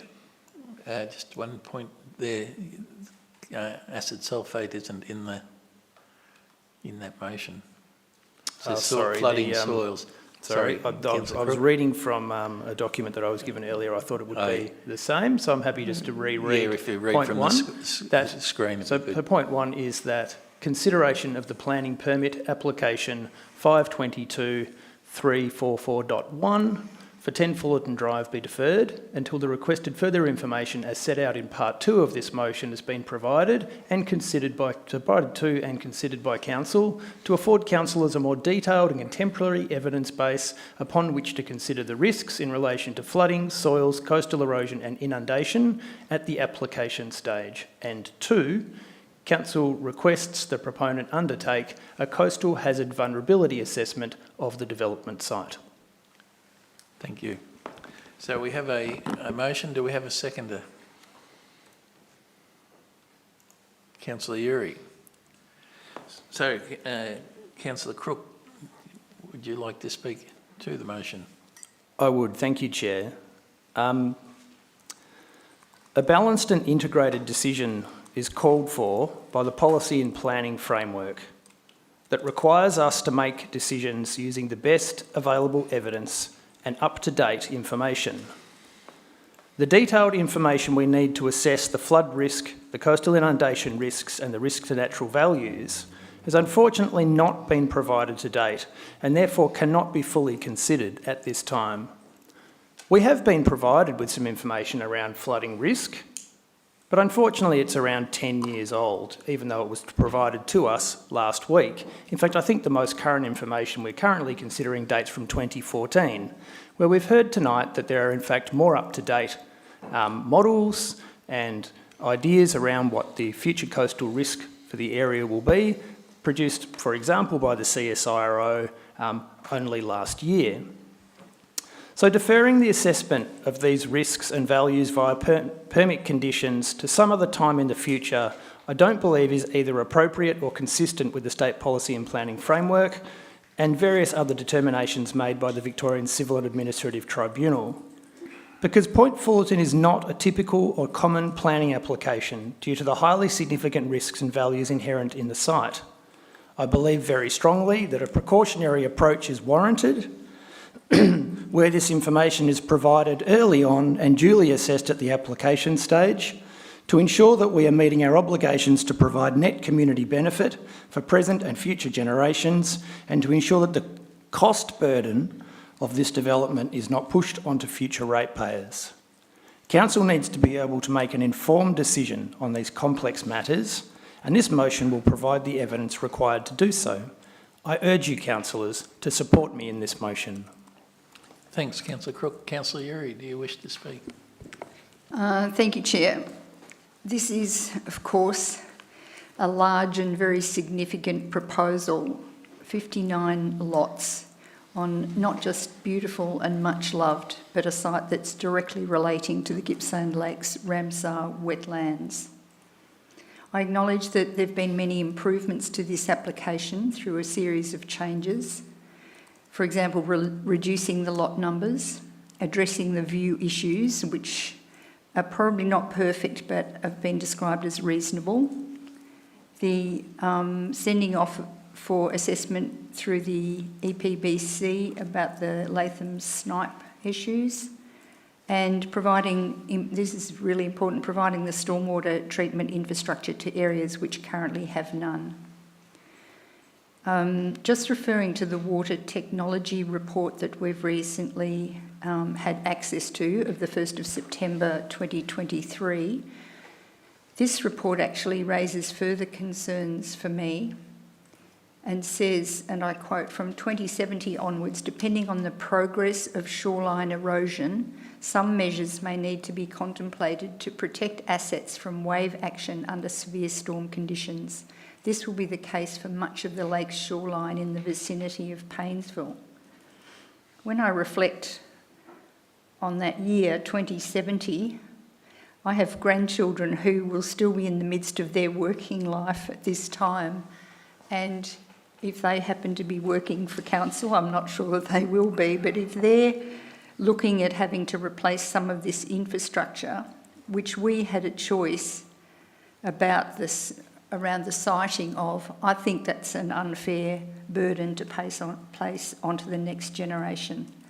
That, of course, may not be the case, but I think that I would feel much more comfortable about adequately assessing this application if I had access to a current coastal hazard vulnerability assessment, which is specific to this site, so that coastal hazard risk, climate change, inundation and erosion can be more adequately considered. This would of course, cause a delay for the applicants. And I must say that my intention is not to stop this development. I think it's a worthy development, but it's not there yet. I think some other changes would make it better, and as we seek for best practice design. Thank you, Chair. Thank you, Councillor Uri. Anyone wish to speak against the motion? Councillor Stowe. Yes, look, I agree with much of what Councillor Uri's just said, but we shouldn't let perfect get in the way of good. And I think that's what we're doing. If we wait for anything to become perfect... Excuse me in the gallery, would you please stay silent? Continue, Councillor Stowe, before that interruption. Thank you. If we wait for perfect, I don't think we'd ever get anything done. As Councillor Uri said, this has been amended many times, and most of the issues seem to have been addressed that were brought up. So I wouldn't like to see this amendment go ahead, I'm sorry. Thank you. Anyone else wish to speak for or against the motion? No? So in that case, I'll put the motion. All those... Sorry, do I not have right of reply? Right of reply. Sorry, Tom, I did it again. Thank you. I'd just respond to Councillor Stowe's comments by saying that I don't think we're trying to put good get in the way of perfect or perfect get in the way of good. I think we're trying to stop something pretty terrible from happening here. It's really clear to me that under the planning scheme, in relation to considering natural hazard risk, the council is required to, and I quote, avoid use and development in areas vulnerable to coastal inundation and erosion. Identify at-risk areas using the best available data and climate change science. 3, direct population growth and development to low-risk locations.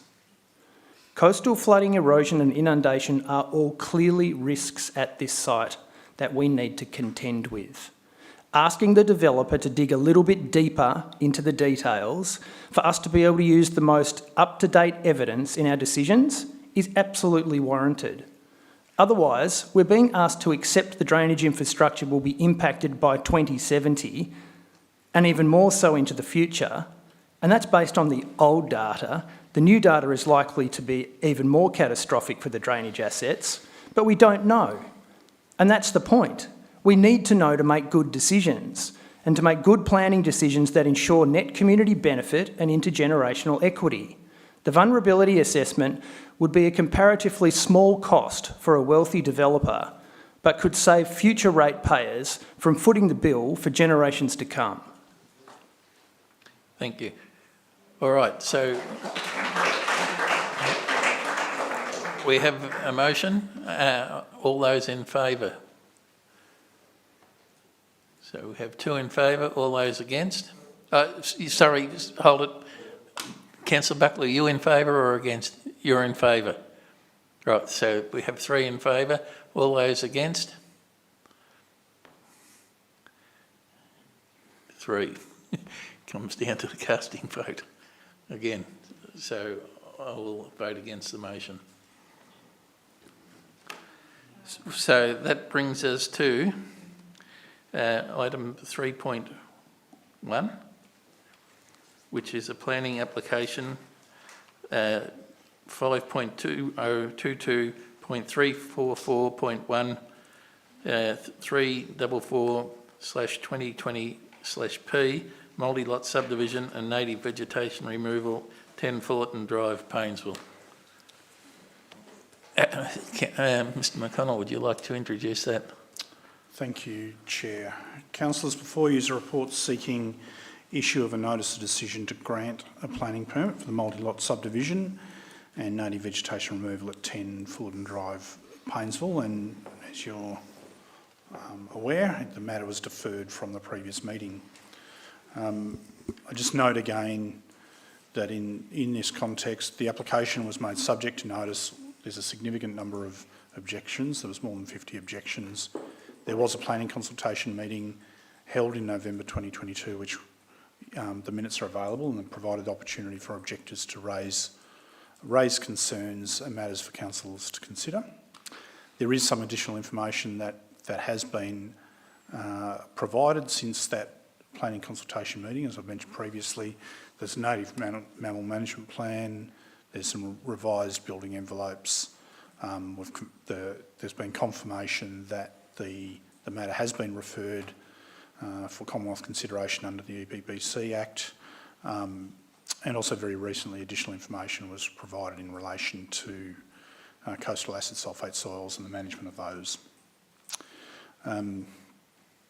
The land has been subject to previous VCAT determinations, and the reports from those VCAT matters have been considered in both the formation of the application and how council officers have assessed the application.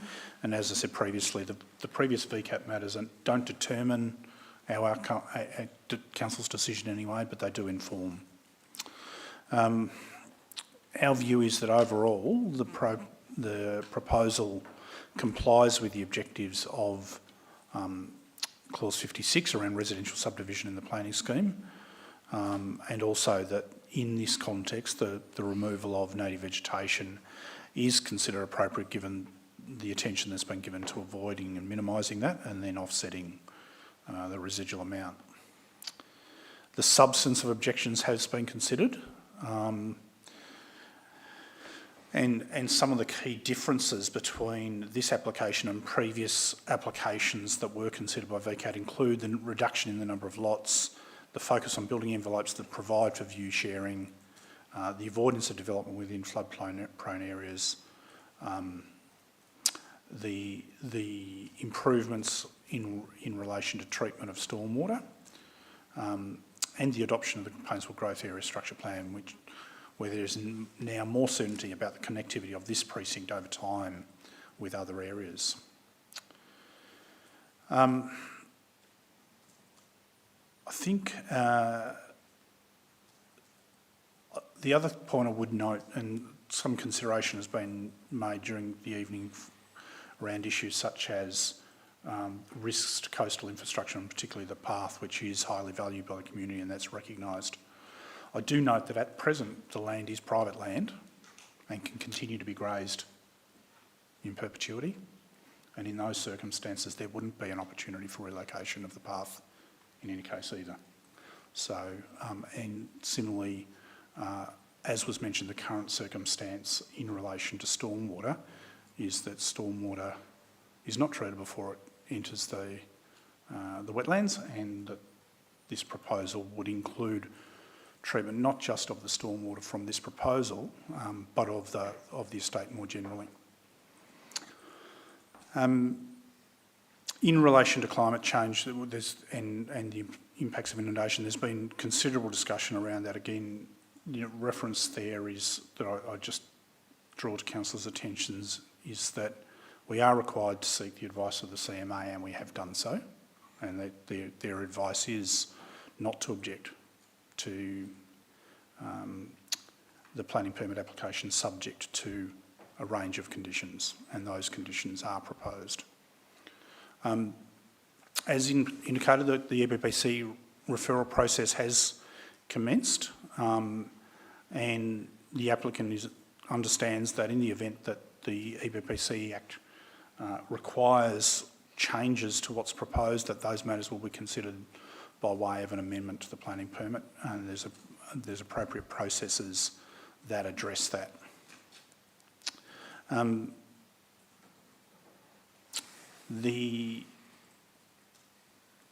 As I said earlier in response to questions from community, we discussed to some extent the assessment of the impacts of inundation and the risks of that to the wetland and stormwater drainage infrastructure. I won't repeat those comments now. Suffice to say, our view is that provision has been made for the effects of climate change, and that it represents a reasonable balancing of the range of considerations that's set out in the planning scheme, but certainly appreciate that there are a range of views on that matter. I do note that the officer's recommendation includes conditions to address some of the matters that have been raised through recent discussions, such as the height of vegetation on properties to reinforce the view sharing. The requirement for the CMA and Council to approve the final design of stormwater treatment and the management of coastal acid sulphate soils, and that the permit can't be acted on until the matters in relation to the EBPC Act referral have been resolved. So with all of that, the officer's recommendation is to issue a notice of decision to grant a planning permit subject to conditions that are outlined in attachment 1 to the report. And with me this evening is Martin Richardson, our Manager of Planning, and also Robert Pringle, our Coordinator of Statutory Planning, to assist with any questions of detail.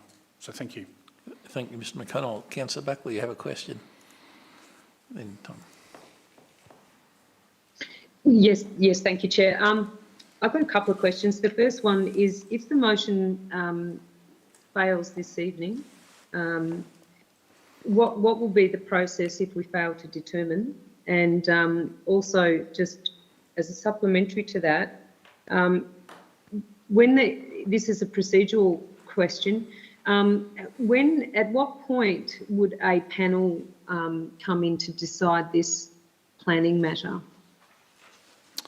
So, thank you, Councillor Buckley. So the first thing I just note, we don't have a motion in front of us for the moment, but as sorry, I a think the recommendation. intention of your question was that if, for example, the officer's recommendation was moved and that was lost, what would be the effect of that? So at that point, there is no decision. So simply loss of a motion in line with the officer's recommendation doesn't amount to refusal of the application, but is just in effect no decision.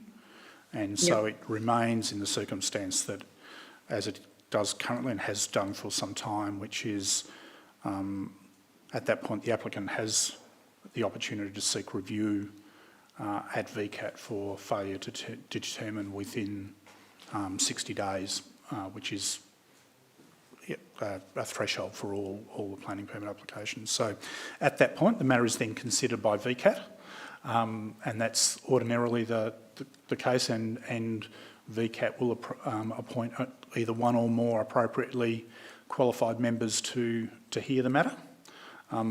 There are some different, there are some alternatives where under some circumstances the Minister for Planning can call the matter in, but I won't go into those variations for a moment. The key issue is the likelihood is the matter would be considered by VCAT. My final question, Chair, is just in relation to the stormwater issue, because as my understanding is at present there is no proper management in place for that at this point in time. So this particular planning application would address that. And when I went and had a look at the location and where the actual, as I understand it, stormwater management dam would be, that section there is the area that potentially can flood and has been known to flood before. So can you just explain to me the concerns that, you know, community have raised with me around that issue? Can you please just explain how that will be dealt with, and if it does get flood inundation, what are the possible side effects? So I'll ask Mr. Richardson to assist in a moment, but I would just note that the location of the proposed stormwater infrastructure is still some distance above the water, above the water. So it's typically I think in the range between the 2 and 2.8 metres AHD, in that range, once that, or it's in the area that is or to be constructed in the area that's in that range. And so what that means is, in future scenarios with climate change and sea level rise and other effects, there is the risk that from time to time that would be subject to inundation, and then. In the worst case, there would be some need to potentially to rehabilitate the wetland or similar once that occurs.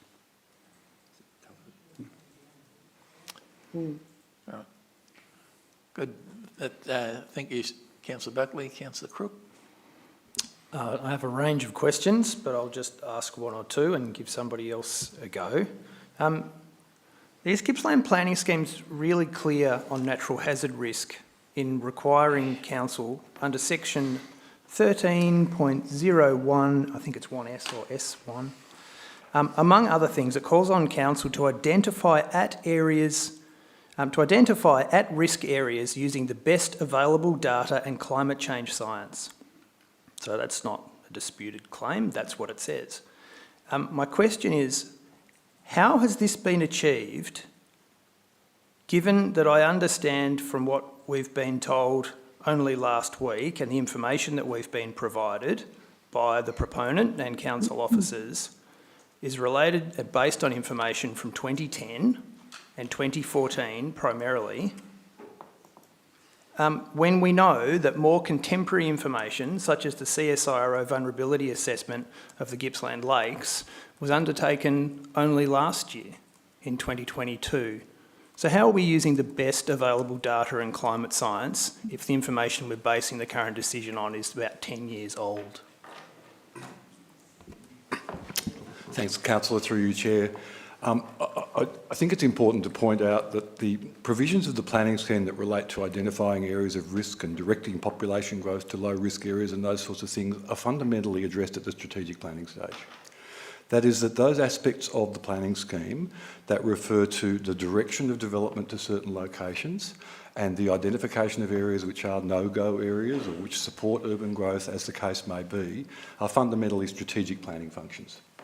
When it comes to the decision about whether or not a development should be approved or not approved within an existing zoned area, we refer to many other sections of the planning scheme in addition.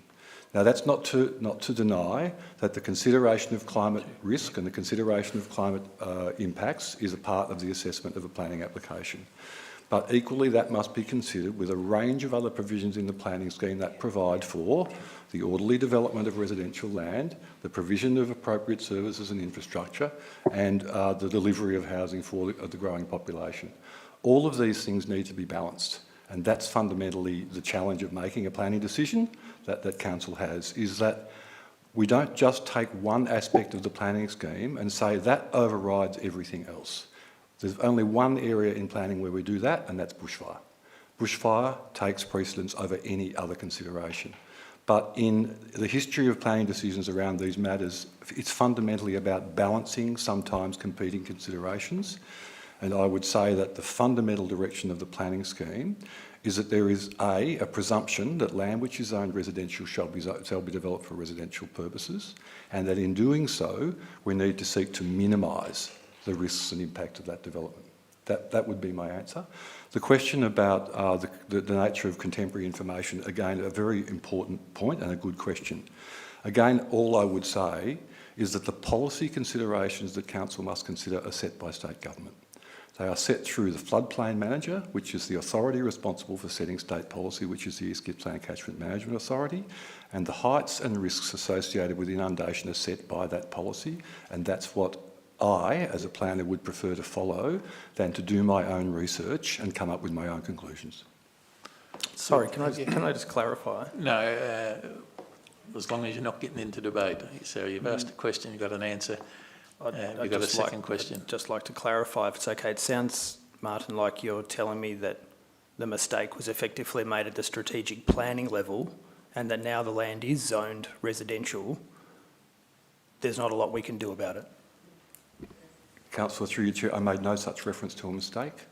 The land in East Gippsland, Victoria, across Australia has been zoned over the years with the knowledge of what was known at the time. This land was zoned 25 years ago. I would suggest that at that time the notion of climate change and inundation and sea level rise to 2100 wasn't even thought of in the planning system. I don't refer to that as a mistake. I refer to it as a decision for its time.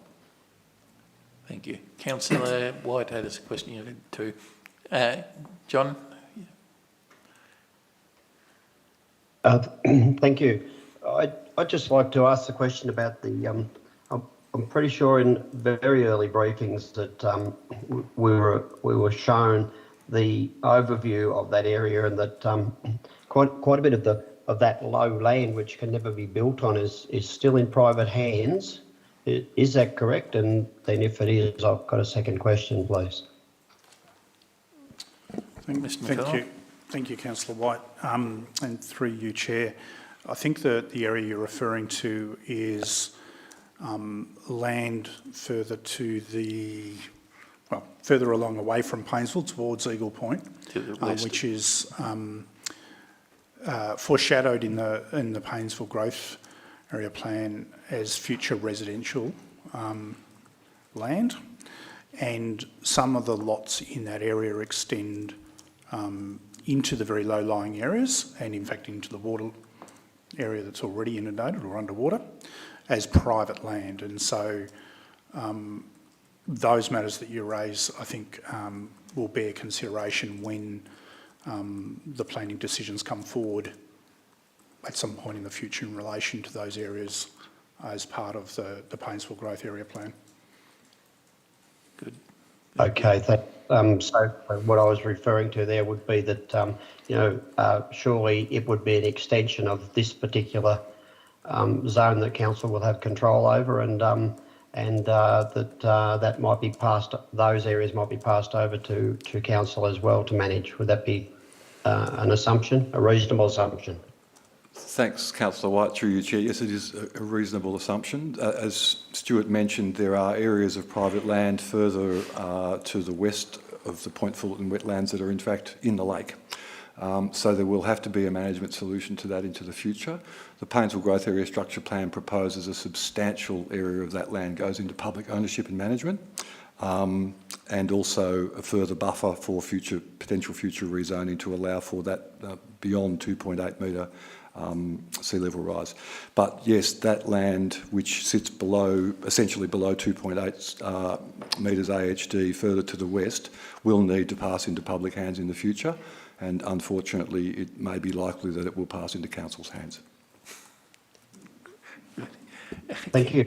Councillor Buckley, you hand up there. And Councillor Crook. Yes, just have a question in regards to I guess when we make these decisions, and it's been made very clear to us as councillors that if we make decisions and then something happens, then there's that the safe harbour provisions are not necessarily going to be granted or given. So we have to take these decisions really really important and with great weight. So what's the accountability on council, or is there any chances of any potential litigation if there is a flood event and there's a lot of damage or damage caused to these low-lying houses at the bottom end of the proposal? What happens then in that particular event? So through, thanks Councillor Buckley, and through you, Chair, the lowest lying housing lots are still significantly above the 2.8 metre AHD level, which has been nominated by the CMA as the level for planning. So firstly, we've gone to the CMA in relation to advice in terms of planning for future flood levels, and there's an additional margin of safety over and above that for the private land. Good. Councillor Crook. In the event that the drainage infrastructure becomes overwhelmed and inundated into the future, whose responsibility will it be to fix it?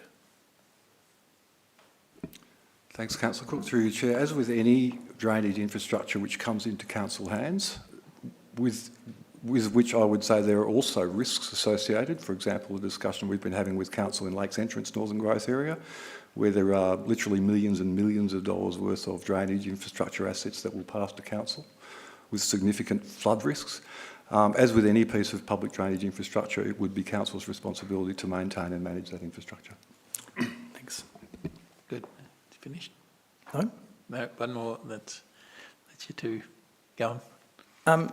In the event that the EBPC referral process absolves the proponent of any responsibilities in relation to the snipe, in acknowledgement of Council's plan and our own environment strategies and our aspirations identified therein to protect biodiversity, will officers be preventing the areas which currently contain the snipe from being bulldozed, as is currently proposed? Thanks, Councillor Cook. Through you, Chair. The question was premised on, I believe, the applicant having no responsibilities under the EPBC Act. In fact, the opposite will apply. Any EPCBA Act decision will, in fact, be binding on the applicant. Yes, no, sorry, I asked if it was to absolve them of responsibilities, and the responsibilities were then ours. Sorry for misunderstanding. A referral to the EPBC Act does not absolve the proponent from any requirement of the EPBC Act.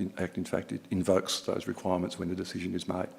The second aspect in relation to the snipe, I suppose, comes back to the first, is that the appropriate statutory channel for the determination of threats to migratory wading birds and other important wildlife covered by Commonwealth and international conventions is properly undertaken through an EPBC Act referral. That's the statutory process, And that's the decision-making area of government that makes those decisions. I understand that part of it.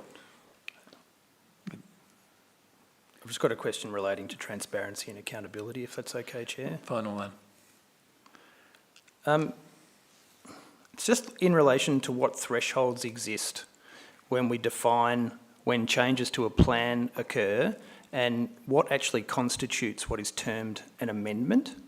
I've had quite a few people express their dismay at not being afforded further input into the decision-making processes here that will affect their lives.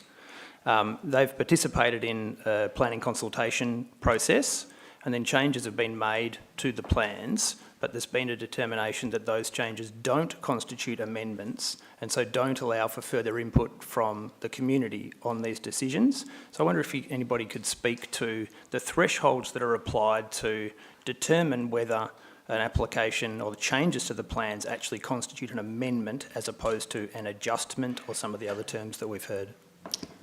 Thank you, Councillor, and through you, Chair. Unfortunately, I'm not aware of what specific changes to the plans people are referring to. There has been no amendment to the application. The sort of thing that would constitute an amendment to the application would be if the applicant came back to us and said, we're going to move the road, or we're going to add some more lots, or we're going to change the size of the lots, or something like that.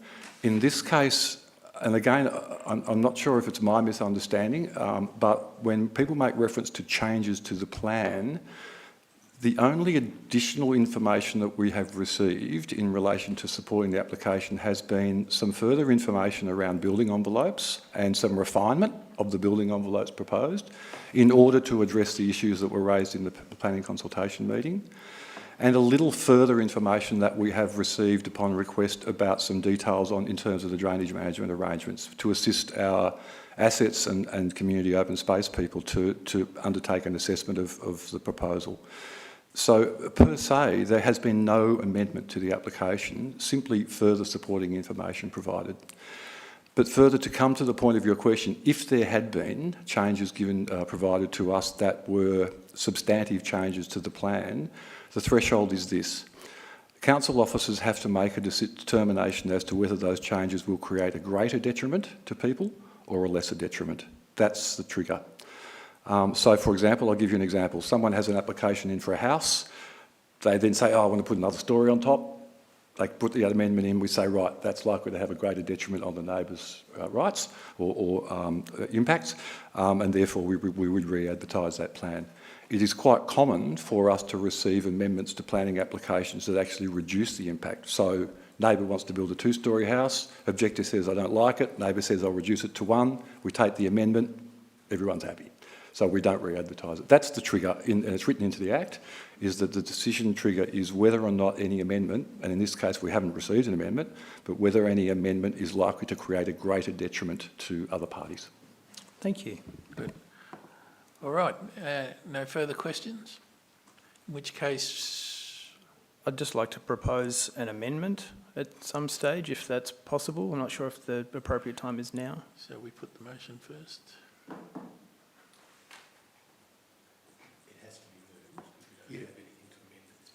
Yeah, so we need to... Understood. Yep. All right, so we have a motion or a recommendation. Would someone like to move that motion? Councillor Stowe, do we have a seconder?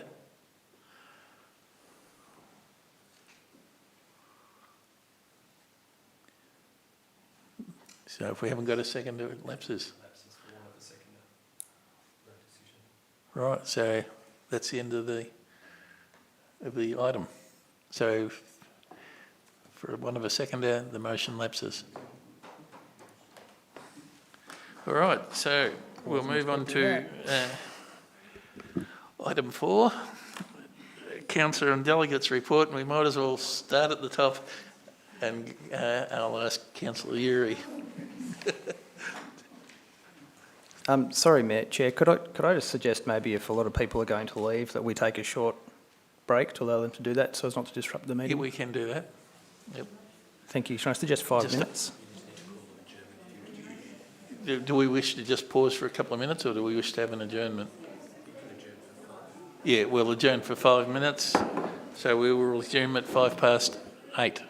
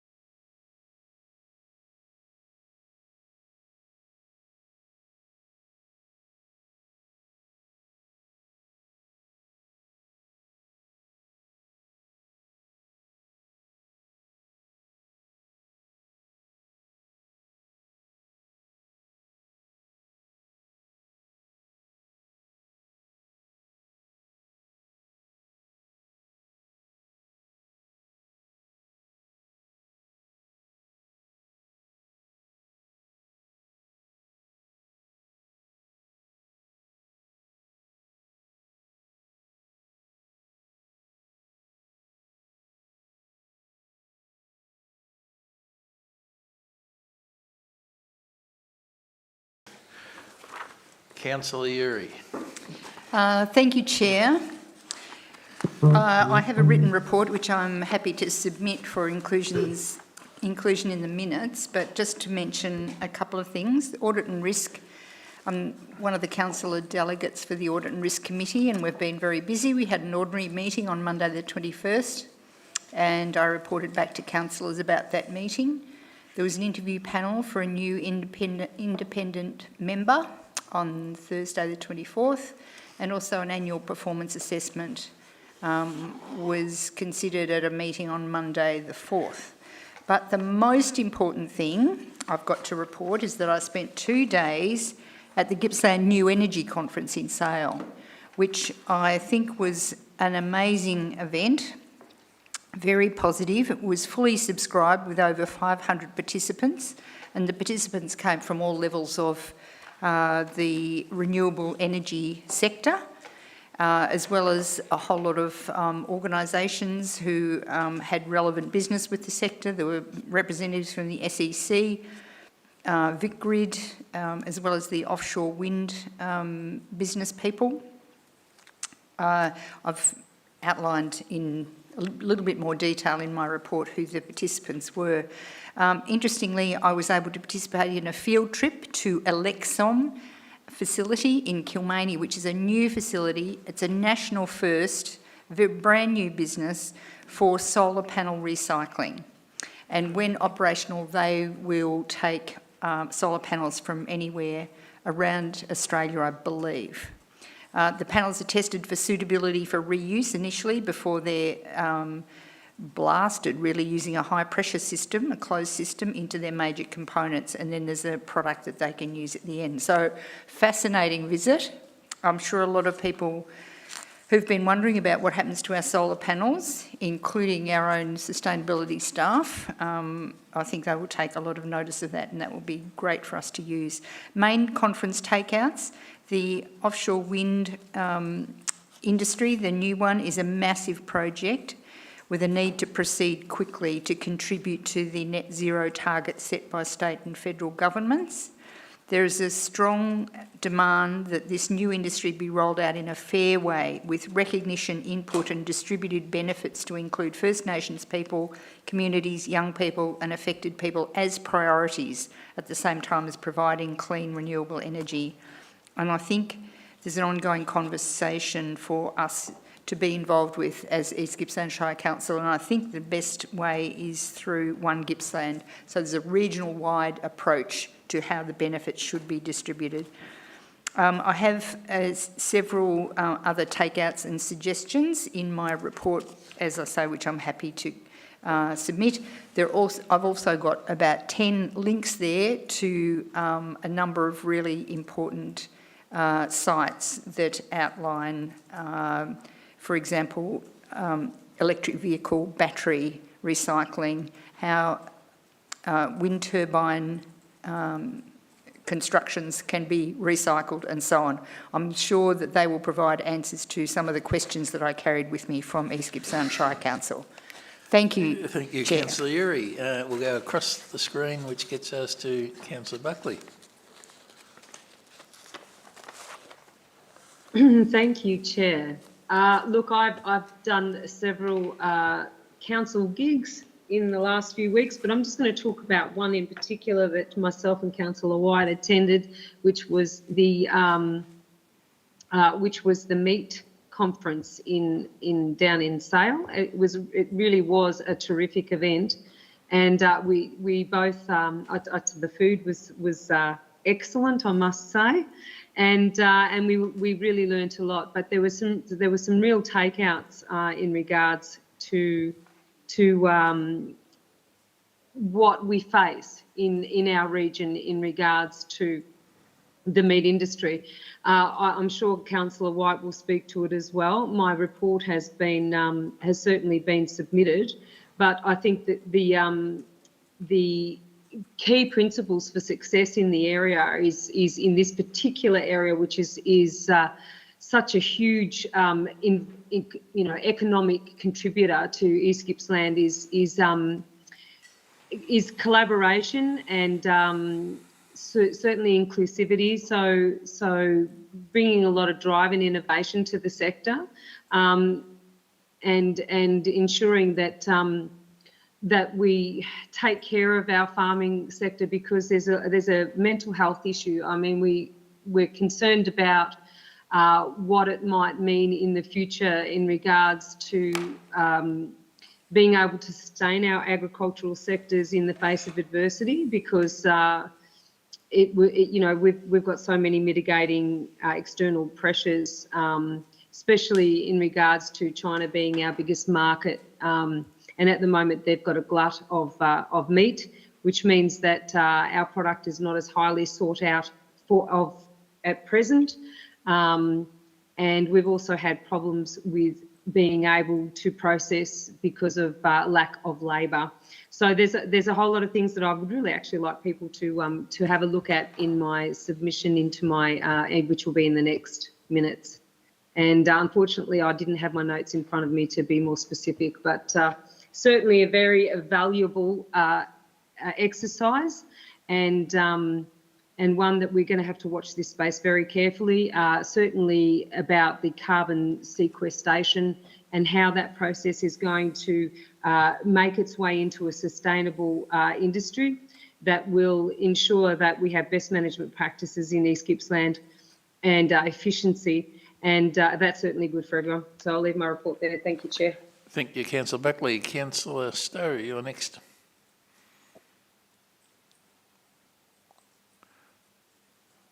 Thank you, Deputy Mayor. Look, I have nothing to report from the side of the Nullarbor. Good on you. No results or anything. All right. Councillor Van Diggle. Thanks, Deputy. I also haven't unfortunately done much for Council in the last few weeks due to a few personal matters, but I will submit my short written report to Vanessa for inclusion in the minutes. Apologies. Thank you. Councillor White. Thank you. Yeah, just to add to what Councillor Buckley said about the Red Meat Conference, I'd probably like to just add one more thing, because she's spoken of East Gippsland. Well, East Gippsland Shire do sponsor, are a sponsor to the conference, but also it was held in Sale, and Wellington also fully support the conference, actually in a big way. They, you know, they're very, very keen on it.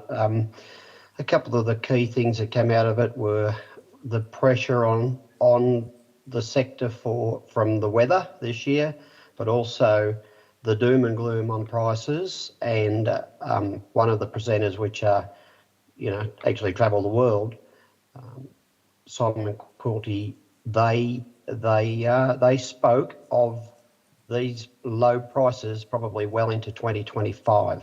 So coupled with dry weather and low prices, that's not a good outlook. And I think, as Sonia indicated, the mental health issues are going to be looming for farmers, not only in our two shires, but across the country. And, you know, hopefully there is some support there through perhaps the federal government's, I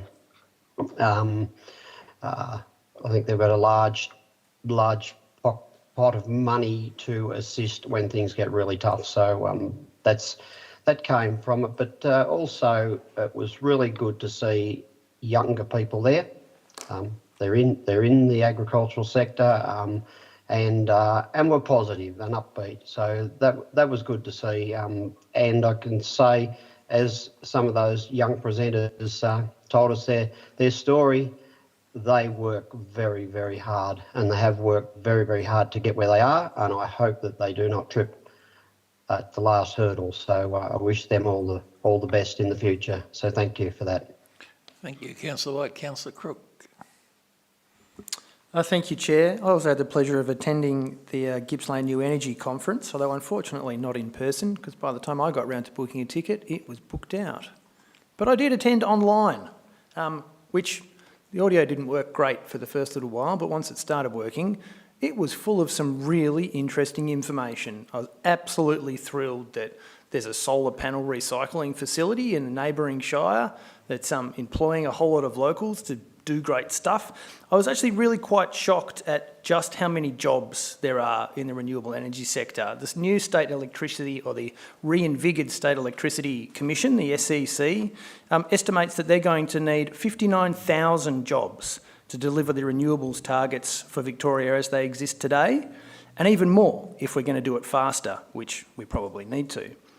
So by comparison, we need to deliver 25 gigawatts of renewable power for Victoria between now and 2050. I think the state government target is actually 2030. All those wind turbines we're talking about off the coast here in Gippsland, that'll be 9 of those 25 gigawatts. But for some more comparison, we've actually got 32 gigawatts of rooftop solar in Australia already. So we pretty much only need to double that in Victoria, and we're meeting our good emission scenarios. So I think I was really pleased to hear that stuff. I also had the pleasure of attending the Bem River Classic, the recreational fishing event awards in Meetung the weekend before last.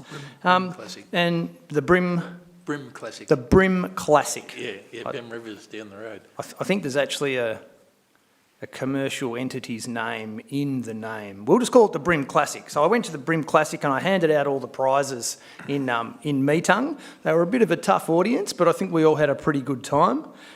It's a really clearly highly valued local event. It really brings people from far and wide and showcases the beautiful natural attractions we have here in the region and some of the other great products in that tourism visitor economy space that we have to offer. So I really enjoyed doing that. We also had the Timber Towns annual general meeting last Friday, and I nominated for a position on the committee, but unfortunately I wasn't successful. So I will write up a little report and submit that for inclusion with the minutes with some further details on my other activities. Thank you. Thank you, Councillor Crook. I have submitted my written report, but I'd just like to mention a couple of things. One was the Seats two-day conference that was held at Druin on 17th and 18th of August, and among the host of interesting speakers we had was our very own Paul Bruni, who presented on our bridge replacement program and how we were so successful, and it was really well received by everyone there, and he faced quite a few questions on how other shires should go about it. And the other event that I would like to make special mention of was the Gippsland Business Awards that I attended with the CEO on the 25th of August at Churchill. And I think we had 9 finalists, I think it was 9, from Gippsland in the various, East Gippsland in the various categories. And one of those being H2O Charters, Rob and Jody Ashworth from Paynesville were successful in their category, but just to get to that level, we need to pass on our congratulations to the businesses that were in the finalists. That was a great achievement in itself, and I would also like to congratulate the organisers. I attended the business breakfast to announce the finalists 3 weeks prior to that, and this event, and they were both first class, run without a hitch, and I congratulate the organising committee and particularly Sue Ellen Latham for the work that she does, which I think often goes unnoticed, so I thank them. That's all. So that gets us to officers' reports, being 5.1. Proposed amendment to Rural Council's Victoria Rules of Incorporation. I believe this is the CEO. Thank you, Chair. So before you is a report that looks to propose an amendment to the Rural Council's Victoria Rules of Incorporation. We're seeking to have a special resolution at the next Rural Councils Victoria Annual General Meeting, of which Council is a member and has been a member for some time. For those that don't know, the Rural Councils Victoria is a peak body for rural councils and has successfully advocated on a range of issues that impact on rural communities. And in the report, you'll see a few examples. I just wanted to outline that the business of RCV is managed by a committee, or under the direction of a committee, that is made up of 6 councillors and 6 chief executive officers elected from 6 regional groupings. East Gippsland Shire Council sits in the rural southeast region, along with South Gippsland and Wellington Shire Councils. And just acknowledge that the current RCV representative is our own Councillor Sonia Buckley and the CEO of Wellington Shire Council. The committee currently serves 4-year terms. Councillors, before you is the recommendation for your consideration, and included in the report is also some further options that can be considered if required. But I put the recommendation to you for your consideration. Thank you, Chair. Thank you, CEO. Is there any questions? Hang on, we've lost Councillor Buckley. We'll just have to hold the show until we can retrieve her. Righto.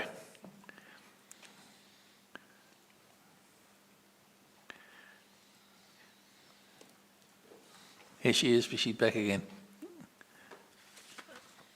Sorry, Chair, technology.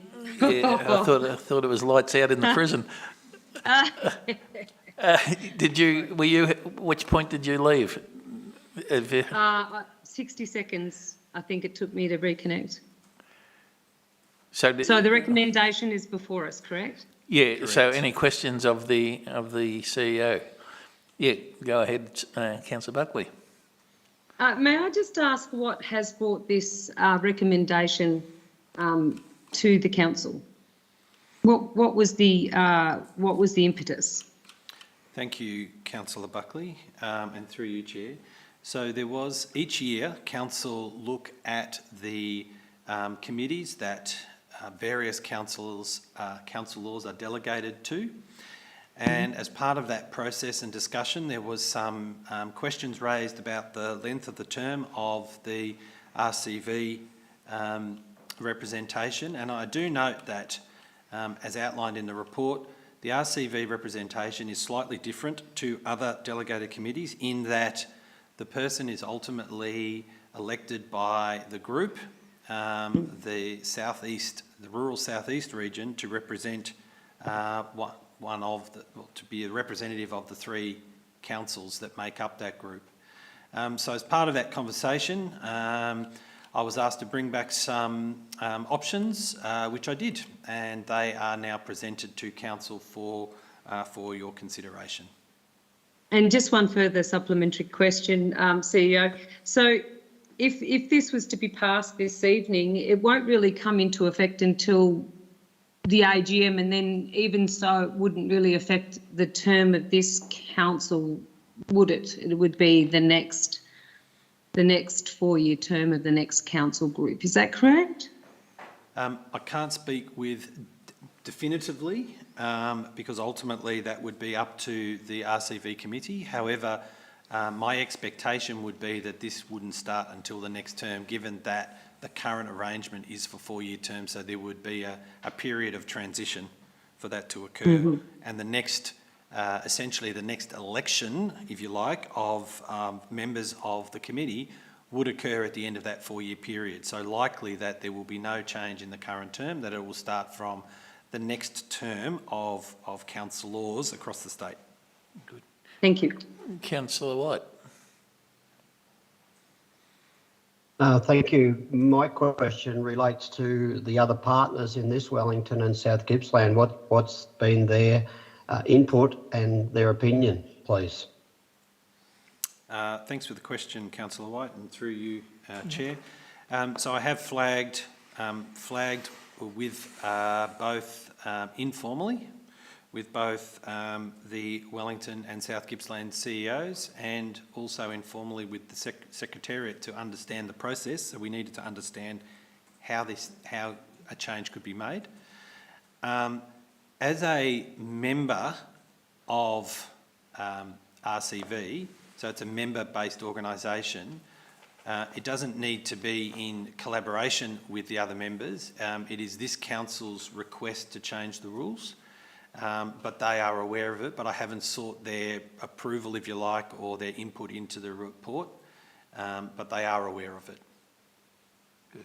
Councillor Crook.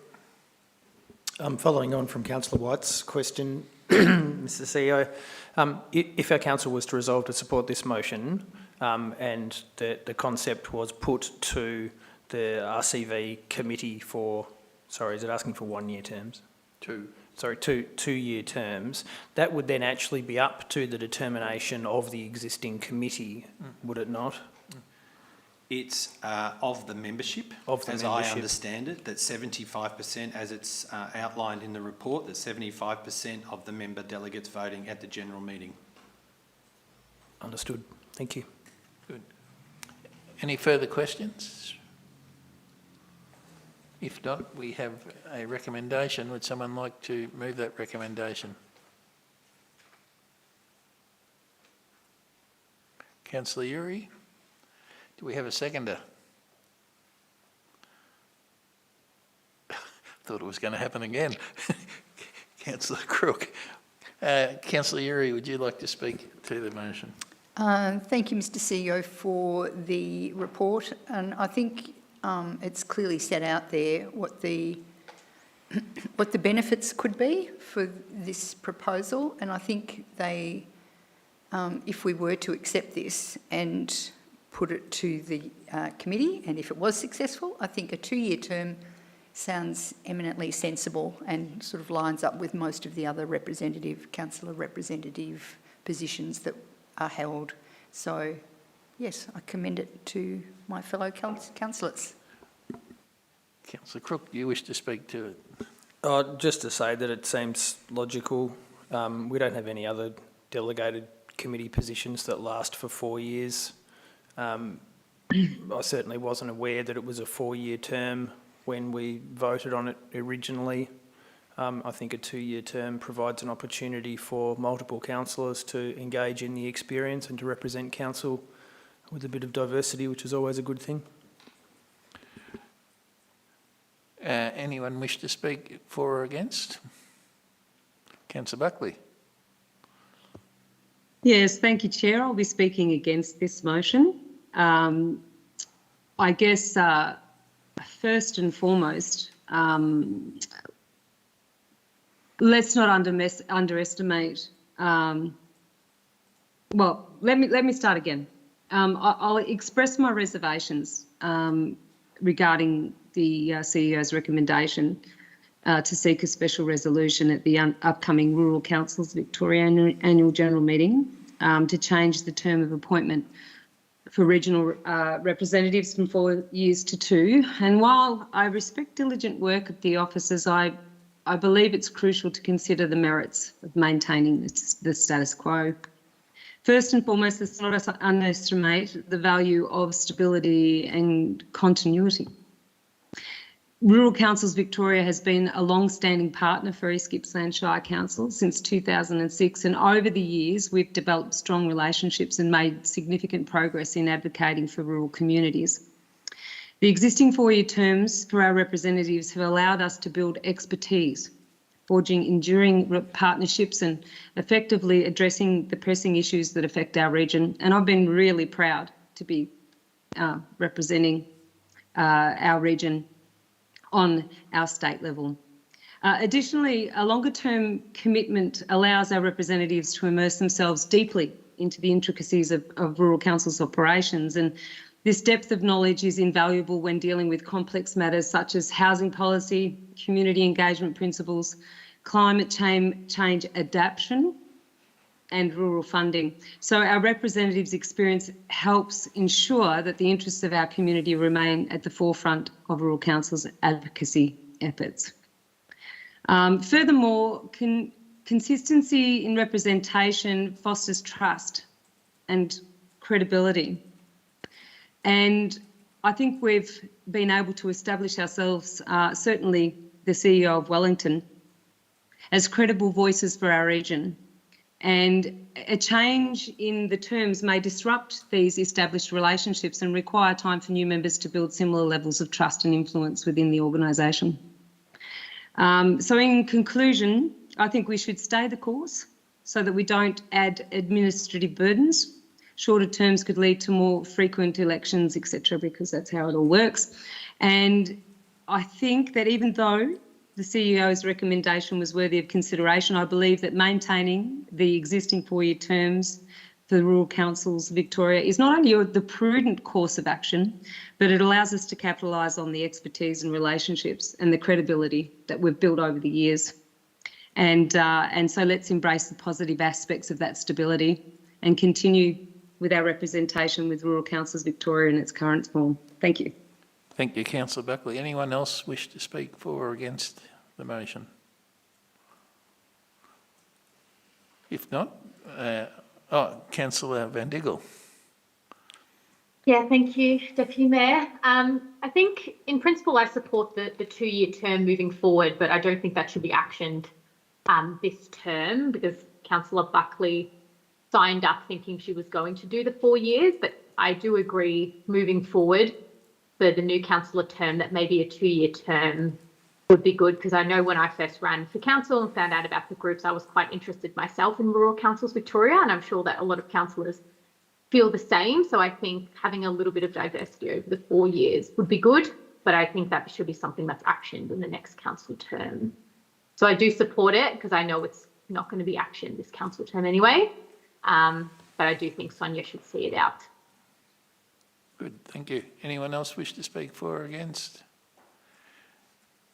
If not, Councillor Yuri, you get a right of reply. Sorry, Thank you. Got to be on me. Thank you, Chair. Thank you, Sonia, for highlighting all the benefits of maintaining a 4-year term, and I don't disagree with any of those. I think they're all really strong arguments. But I guess my position is that while we've enjoyed all those things, the stability and the building of respect and trust and credibility and so on, other councils are missing out. So what about the other Gippsland councils who are also members? I'm sure they would like the opportunity to participate in this important organisation as well. And I think, Kirsten, the point you raised about not applying to this current term, I think that would be, if this motion is successful tonight, and we don't know that yet, but if it is and it goes to the committee, the RCV committee, then I think it will be up to them to determine that, but it will, as the CEO I think said, there'll be a short duration left to go on the current 4-year term. I would imagine they would let it run anyway to the end of the term before they change the rules, but I'm just guessing. Yeah, but in support of diversity, I think I would urge councillors to vote in support of this motion. Thank you. Good, thank you, Councillor Yuri. All right, we have the motion, so we'll put it to the vote. All those in favour? So we have 1, 2, 3, 4, 5. All those against? 2. So 4, 2 against. Which gets us on to another page. Item 5.2.1. CEO, at this time, do we need to extend the meeting before we move on to that? Through you, Chair, given the number of items we've got to go and a confidential matter, it's probably worthwhile. So 30 minutes or 5, you reckon? My suggestion would be an hour. You don't have to use it. All right. So would someone like to move that we extend for an hour? Happy to move the motion that we extend the meeting for an hour or for as long as is required, up to 1 hour. Good on you. Thanks, Councillor Crook. Could I have a seconder? Councillor Yuri. All those in favour?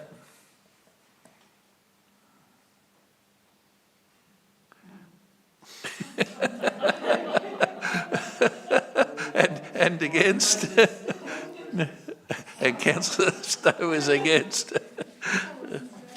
That doesn't mean you can leave at 9 o'clock. Good. All right.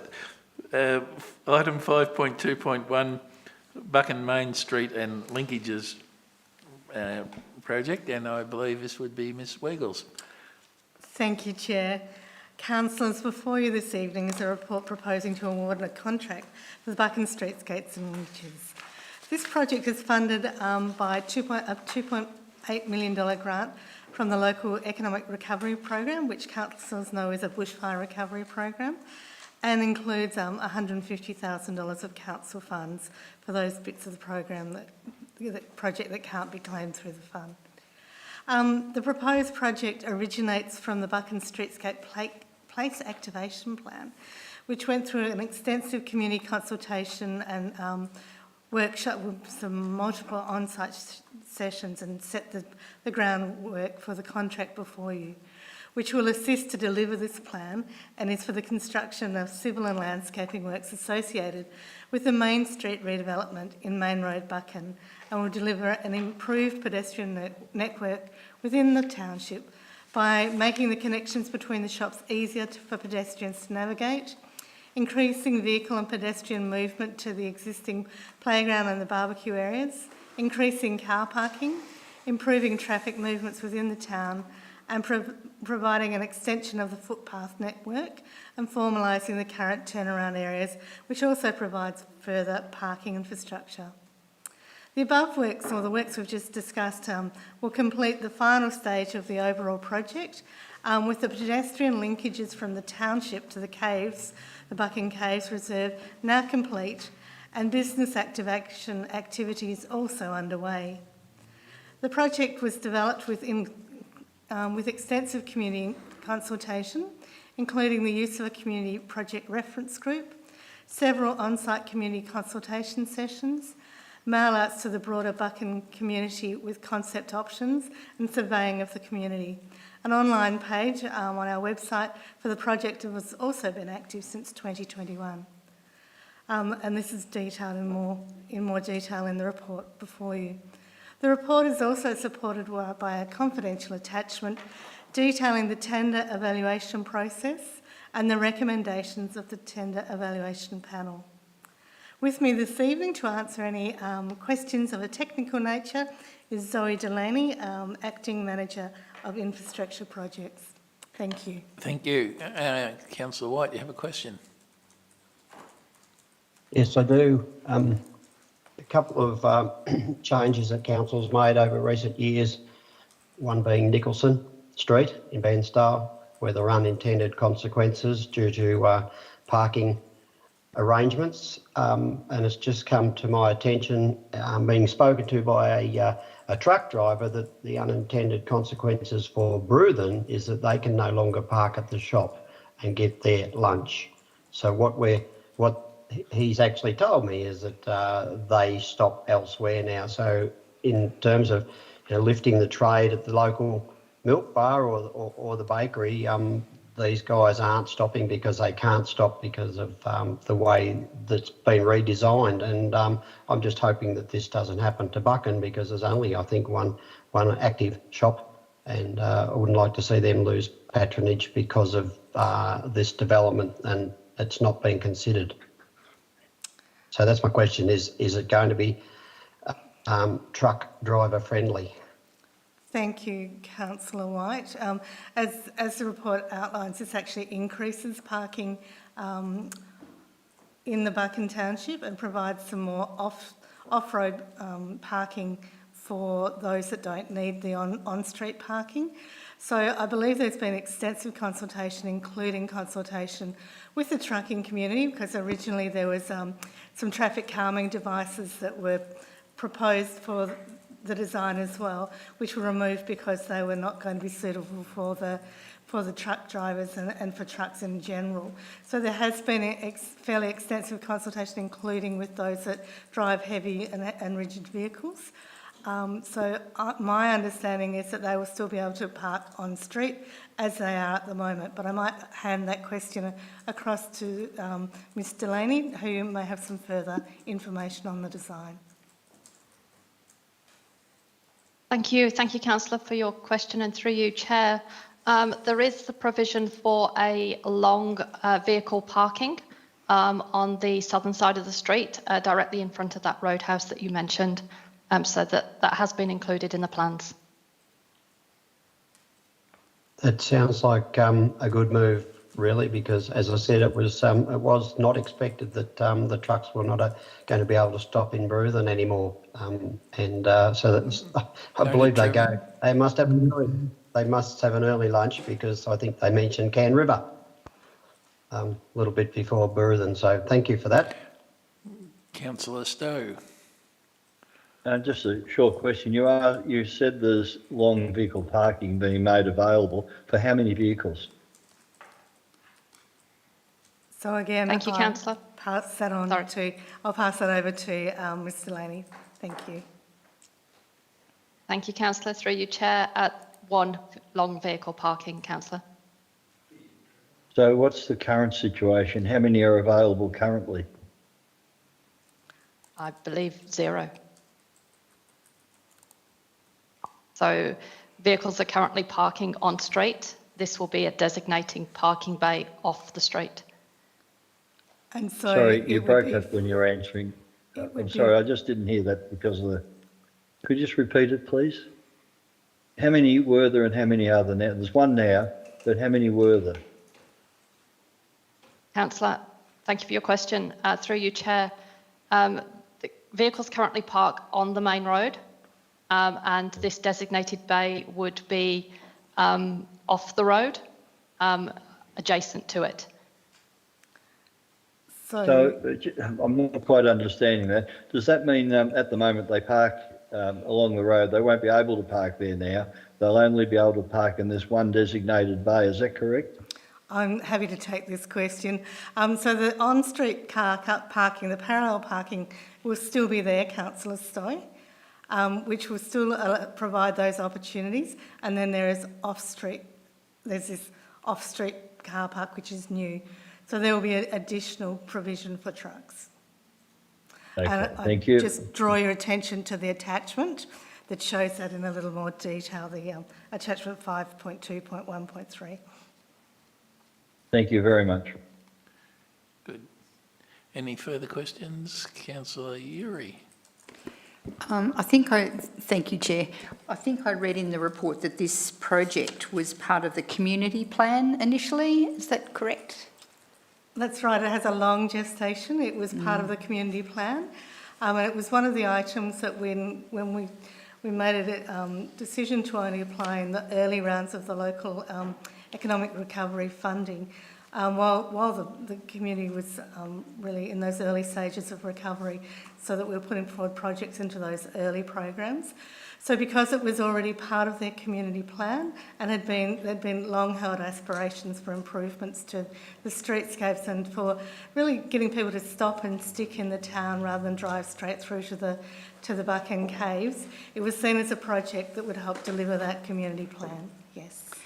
And just as a follow-up question, the activation plan, which I believe is another aspect of this project, but not part of the contract that Council is considering tonight. Is that correct? Could you speak a little bit about that too, please? That's right. It is part of the overall funding had 3 components. One is the pathway that's now in place to connect the Buchan Caves to town, so people can walk or cycle or into town if they're staying at the park. The other is the streetscape works we're talking about here. And the third is the activation component, which is managed through Mr McConnell's area, so I might ask him to just give a little bit of detail about that. Thank you, Ms Weigel, and through you, Chair. So when we looked at both Buchan and Bruthen, the opportunity was there to how do we make sure that the businesses can really take advantage of the fact that there's been investment in the infrastructure and make sure the right businesses are available. So there's been a mixture of some facade improvement opportunities for some of those businesses, but probably most importantly, There's been investment in a program called Business Boost, which is about supporting entrepreneurs and new business opportunities in each of these communities, which is also, and I should recognise the contribution from the kind of business community more generally. So it's harnessed mentors and the like throughout the East Gippsland community with business experience to support people with ideas to build and grow businesses in each of these communities. So that in itself has been an exciting adjunct to the infrastructure works. Terrific. Thank you. Councillor Buckley. Thank you, Chair. So largely the response of the community, it's been receptive to this. If we've got a really positive community feedback loop that's embraced this, and they're happy with councillors to basically sign and deliver off. Has there been any major pushbacks on any elements of it? I'll draw through you, Chair. I'll draw the councillor's attention to the report, which details the quite extensive consultation, and there was a lot of work around different concepts and different plans before we arrived on this plan and this design. There was a need to modify the plan slightly after we went out to tender because of budget restrictions. So that went back to the community reference group again. So even at that late stage when we'd gone through a tender process, when we were making sure that the scope of works and the budget matched, we went back to that group that's been part of the design all the way through.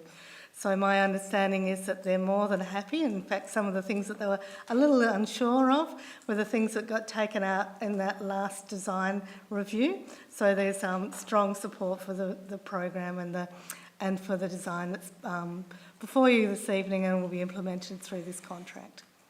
Good. Thank you, Ms Weigel. Any more questions? If not, we have a recommendation. Councillor White, you moving that or you got a question? No, I wish to move it. Thank you. Good. And Councillor Buckley, we have to populate it first, but I've noted your wish to second it. So have you got the population thing there, John?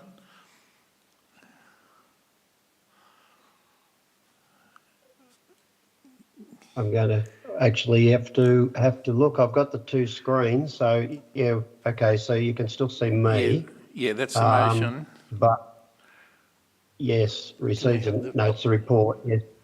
On my other screen, because I've just got these two screens, and for the first time tonight. So I'll just see if I can do it. Otherwise, I might need some help, or I might have to withdraw. Well, I can read it if you from want moving. Well, that would be okay if you didn't mind. Happy for you to do that. Yeah, all right. So tell me whether this is the motion you wish to receive. So point 2 is accepts the tender submitted by Fullarton Hogan Industries Proprietary Limited for CON 2023-1548 Buchan Main Street and Linkages Project for the contract amount of $1,443,252.01, exclusive of GST. And the rest of it is as, oh, there it is there now. So if you could just read that and make sure that that's the motion you wish. No, thank you for that. I knew it was Fullarton Hogan, but I didn't want to put the wrong figure in. Yeah, you've got to get that 1 cent. Yeah, I wouldn't want to give away money that we didn't have. So no, that is correct. Happy to move that. And do I get to speak to it now? Yeah, well, it would just better formalise that Councillor Buckley wishes to second it. Now you can speak to it. Thank you. Yes, it's reassuring to hear that the people of Buchan are supporting this. My hope in this is because Buchan is a very pretty town to drive through. It's leafy and it's got lots of lawn. So I just hope that Fullarton Hogan, being roads and bridges, etc. I hope we don't see too much extra bitumen and concrete put down, and that we don't lose that lovely drive through Buchan. So I do hope that that's how it turns out. But if the people of Buchan have said that they accept this and certainly welcome it, I just wish them all the best, and that it will be good for their little community. So happy to move that motion. Thank you. Thank you, Councillor White. Councillor Buckley, you wish to speak to the motion? Briefly, look, as the most remote councillor, I'm always excited to see that some of our money is being spent in our rural, remote communities. And after Buchan has been so fire damaged and affected, and their community spirit beaten back, it's a testament to this small town. Full disclosure, my son plays for the Buchan football team. So I go there a lot, and I think it's just a wonderful little town, and I hope this lifts the aesthetic and keeps the country charm, and I hope they enjoy it because they deserve it, and I look forward to seeing it go ahead. Thank you. Thank you. Anyone else wish to speak for or against? All right, in the absence of anyone wishing to speak, we have a motion, so I'll put that motion now. All those in favour? That's unanimous. Took a while, but we got there. All right, so we'll move to 5.2.2, Raymond Island Ferry Service Charter Refresh. And I believe it's again you, Ms Weigel. Thank you, Chair. Councillors, before you is a report which seeks to make some administrative changes to the Raymond Island Ferry Service Charter. Councillors know that we've been operating the Raymond Island Ferry for many years, and it provides an important link to and from Raymond Island for visitors and those living on the island. Until quite recently, we never really had an established service level. You know, we'd offered a service, but we'd never really documented what it was. So back in 2020, we developed with a lot of consultation and the guidance of a community reference group, we developed some reports to guide our service levels for the Raymond Island Ferry that were adopted by Council at the time, and they became the basis for the service level, the charter. So since then, we have brought the delivery of the service in-house. So throughout the service level, the service charter, it talks a lot about what the contractor will do. And we've made some changes to where the passes are used. They're no longer fixed passes. So really, this report and the attachments before you are really just to update the service level. The service charter, I keep calling it service level charter, the service charter, so that it reflects current practice. Because it's only really administrative changes, we haven't gone to the same level of engagement that we undertook when we were developing the service charter.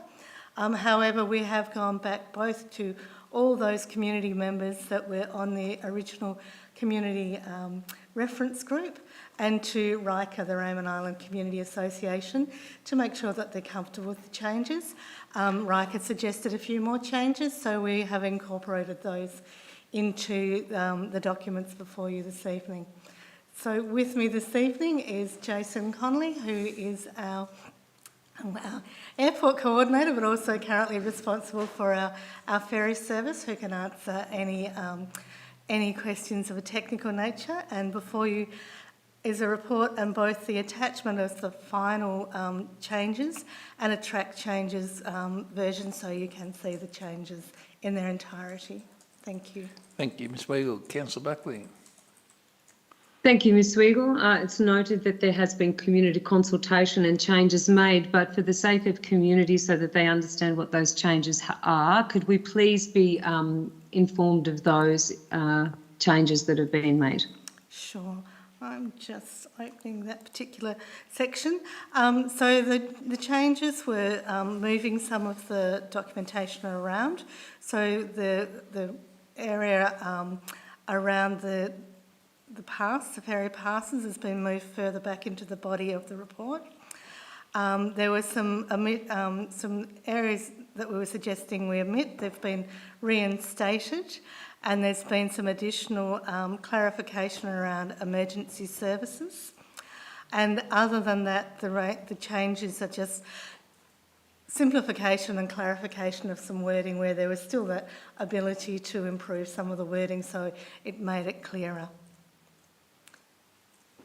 So none of the founding principles, such as the right for Raymond Island constituents to gain access to the ferry so that they can get to their homes and have free passes. All those founding principles are still within the document, correct? They are. Mm-hmm. Thank you.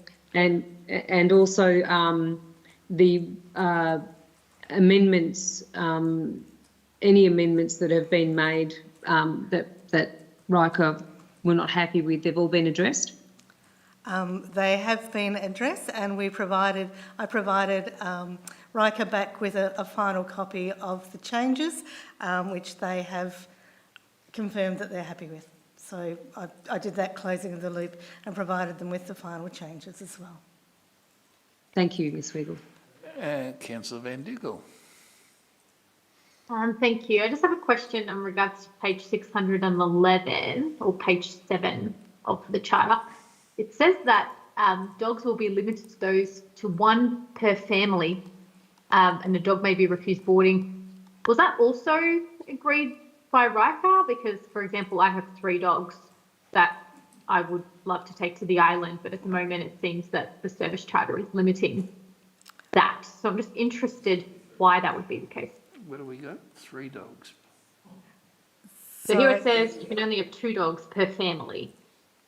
Other than at the discretion of the master. So through you, Chair, sorry, I'm just looking at that. And yes, those changes went back through Riker and through the committee that was originally established to provide advice on this. There are some good reasons why we try and limit the dogs, which was around animal behaviour. I might pass over to Mr Connolly to just very briefly outline why we've put those conditions in place. It is in place when we're using the water taxi, not the ferry. So it's when we have outages and we're using the water taxi that there are those restrictions. Mr Connolly, did you have anything that you could add to explain that further? Thank you, Councillor, and through you, Chair. Sorry, Councillor. Yeah, your assumption's correct, Fiona, and this is purely based on the water taxi during an outage where it's got limited capacity. So we are scheduled for 15 passengers, and so animals that do take up space, it will be to the discretion. So we do plan to achieve the loading of passengers first, but we don't discriminate against animals, of course. Thank you, and thank you for clarifying. It had just slipped my mind, sorry, that it was the water taxi you were referring to, not the ferry. I just thought there's plenty of room on the ferry for an additional dog, but thank you for clarifying that. Councillor Buckley again. Look, thank you. Just to recap, are there any controversial changes within this charter that once we make a decision this evening, community will push back against? Has everything been addressed to the best of your knowledge and in fairness in regards to the changes to this charter? Thank you, Councillor Buckley, and through you, Chair. I believe that what we're proposing here are administrative changes only, and they reflect current practice. So we have not put anything in here that isn't already in practice and has not been vetted by Riker and the original reference committee. So these are of an administrative nature only, the changes. There's no real change to the service that we're offering. It is really making sure that the service charter reflects the reality of the service that we're offering, especially now that we have taken the service in-house and we no longer outsource some of the responsibilities that were detailed in the charter to a contractor. All right, any further questions? If not, we have a recommendation. Would someone care to move it? Councillor Crook, Councillor Stowe. Councillor Crook, would you care to speak to the motion? Thank you, Chair. Just to say, these changes, as we've been told, are administrative in nature and just bring the charter in line with the actual service being delivered, now that service is being delivered in-house. Councillor Stowe, do you wish to speak to it? No, thank you. Anyone else wish to speak for or against? Councillor Buckley.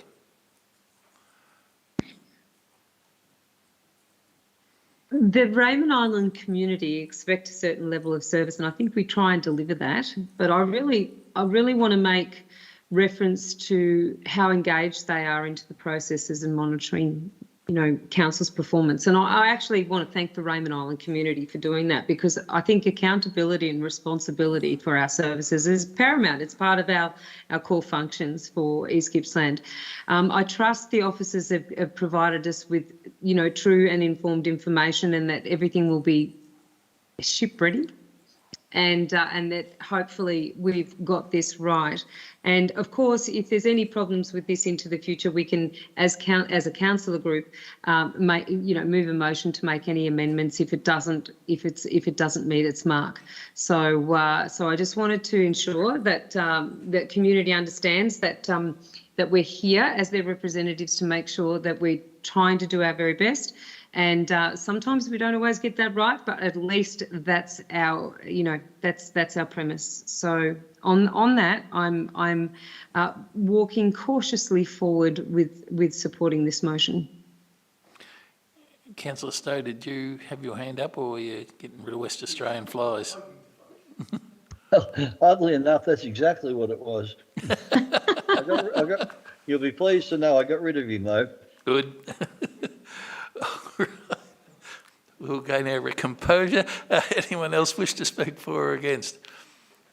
If not, we'll put it to the vote. All those in favour? Which is unanimous. All right. So that leads us to 5.2.3, addition of roads to the Council's Register of Public Roads, which again will be Ms Weigel. Thank you, Chair, and councillors. This report is not unfamiliar to you. It's a report that we bring periodically to you as our under our responsibilities under the Road Management Act and the Road Management Plan that we deliver. That requires us to consider the placement of roads or the removal of roads from our Register of Public Roads on a semi-regular basis. The report establishes the criteria that we use to consider adding or taking roads off the register. And before you, we have been considering 5 roads, which we're recommending one is added to the road register, and the others are not for the reasons that are detailed in the report. Perhaps unusually, we're also recommending that a number of roads have their road classification changed.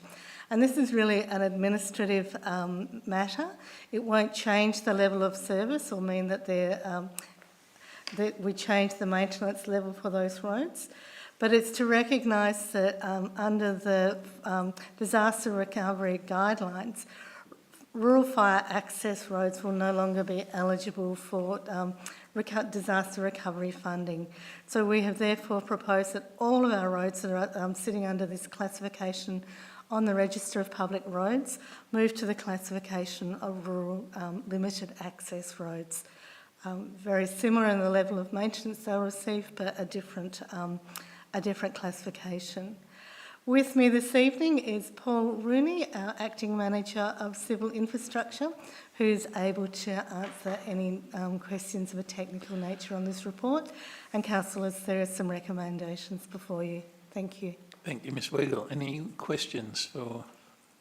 Yeah, Sonia, then John. So when you state that there will be similar work done to these roads if you're changing the classifications, what does that mean? Might hand over to Mr. Rooney to answer that one. Thank you, Councillor, for the question and through the chair. So these roads are already on our register of public roads, so they are already maintained, so they won't be maintained any more than they are now. It's just a change of classification, basically to ensure that should those roads get damaged during a disaster event, that if they're possible to, if claiming damage for those roads is possible, that we can do that with that change of classification. If they stay as a fire access road, we're not eligible to claim damages on them roads. So it's simply just that change only. Right, so it's actually a positive to make a change in classifications because we can get more funding to be able to maintain them. Is that correct? If they were damaged during a disaster event, then yes, we can claim damages if they're classed as rural access roads. And as I say, they are already maintained roads. They're already maintained to a standard, and they won't be maintained any more than they are at the present. But will they be maintained any less? No less, no more. So they are maintained roads, and they're on our road register. So if a resident complains down there, we go and grade the road, we clean the road up. So it'd be no different to what we'd be doing now. And final question: the one that's being removed, what does that mean and why? So, Councillor, through you, Chair, we're not proposing to remove any. We're proposing that we add one. So, apologies. So that is Lakeview Drive in Broadlands. Right. So that means that it will now mean that it is maintained to a standard, the standard of a rural access road. So it's actually adding it. Good. Yeah, no, my apologies. I think I'm suffering a bit of long day fatigue. Councillor White, you had a question. Yes, thank you. Paul, I see that, let me see, Doyle's Road is there. Is that the Doyle's Road that goes off the Great Alpine Road across to down through the gully and then across to the road that runs out to Granite Rock? Or is it another Doyle's Road? Could you just identify where that one is, please? Off the top of my head, Councillor, sorry, thank you for the question, and sorry, and through the chair. Off the top of my head, I'd have to get online and have a look at the road to be 100% sure that that's the road you're talking about, but it more than likely would be one of those rural access roads, and most of these roads are up and around the far rural areas. Well, there's a possibility that there may be two Doyle's Roads, because the one I was thinking of, it's actually got bitumen at one end. And I'm not sure whether it's a school bus route or not, but I've met school buses on that road, so that would take it a little bit above a fire access road, wouldn't it? If it's got a school bus travelling through there regularly. Through you, Chair, if I may, I might just jump into this one. Councillor White, we might take that on notice, because what we've done this time is simply lift all the roads that were rural fire access into that rural limited access, so we'll take that on notice. And if that's not an appropriate classification for that particular road, then we can bring that back for a reclassification in the next time we bring one of these reports to you.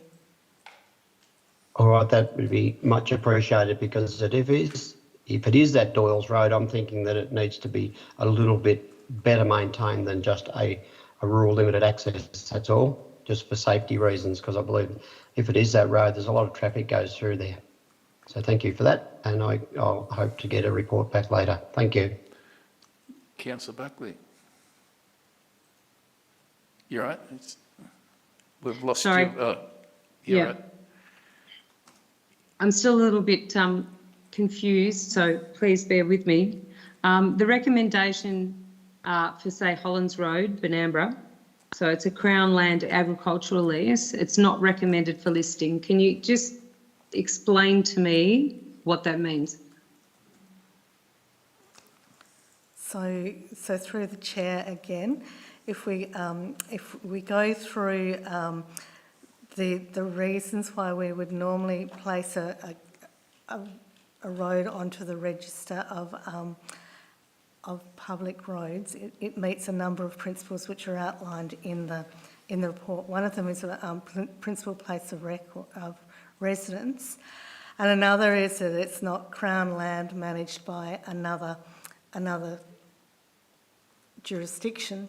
So a Crown land where there is an agricultural lease, usually the lease is through DECA, so it would be a road reserve, but it's actually has a grazing lease over it at the moment. And I'll just get Mr. Rooney to confirm that I'm right, or correct me if I'm wrong, because I certainly don't want to give you any misinformation.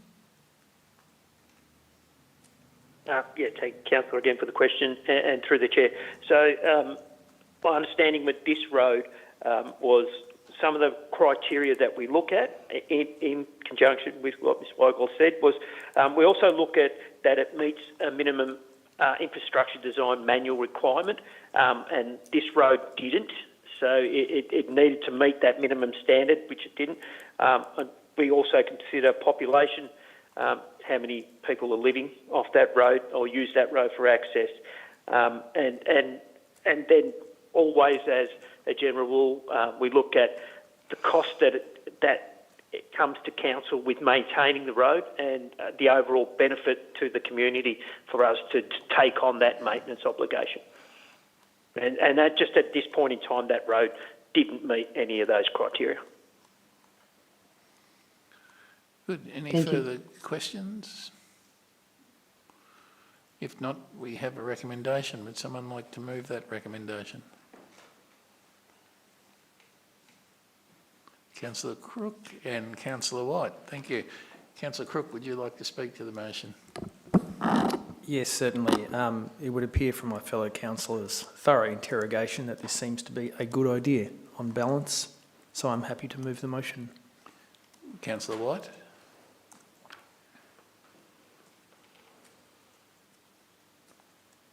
You're on mute, John.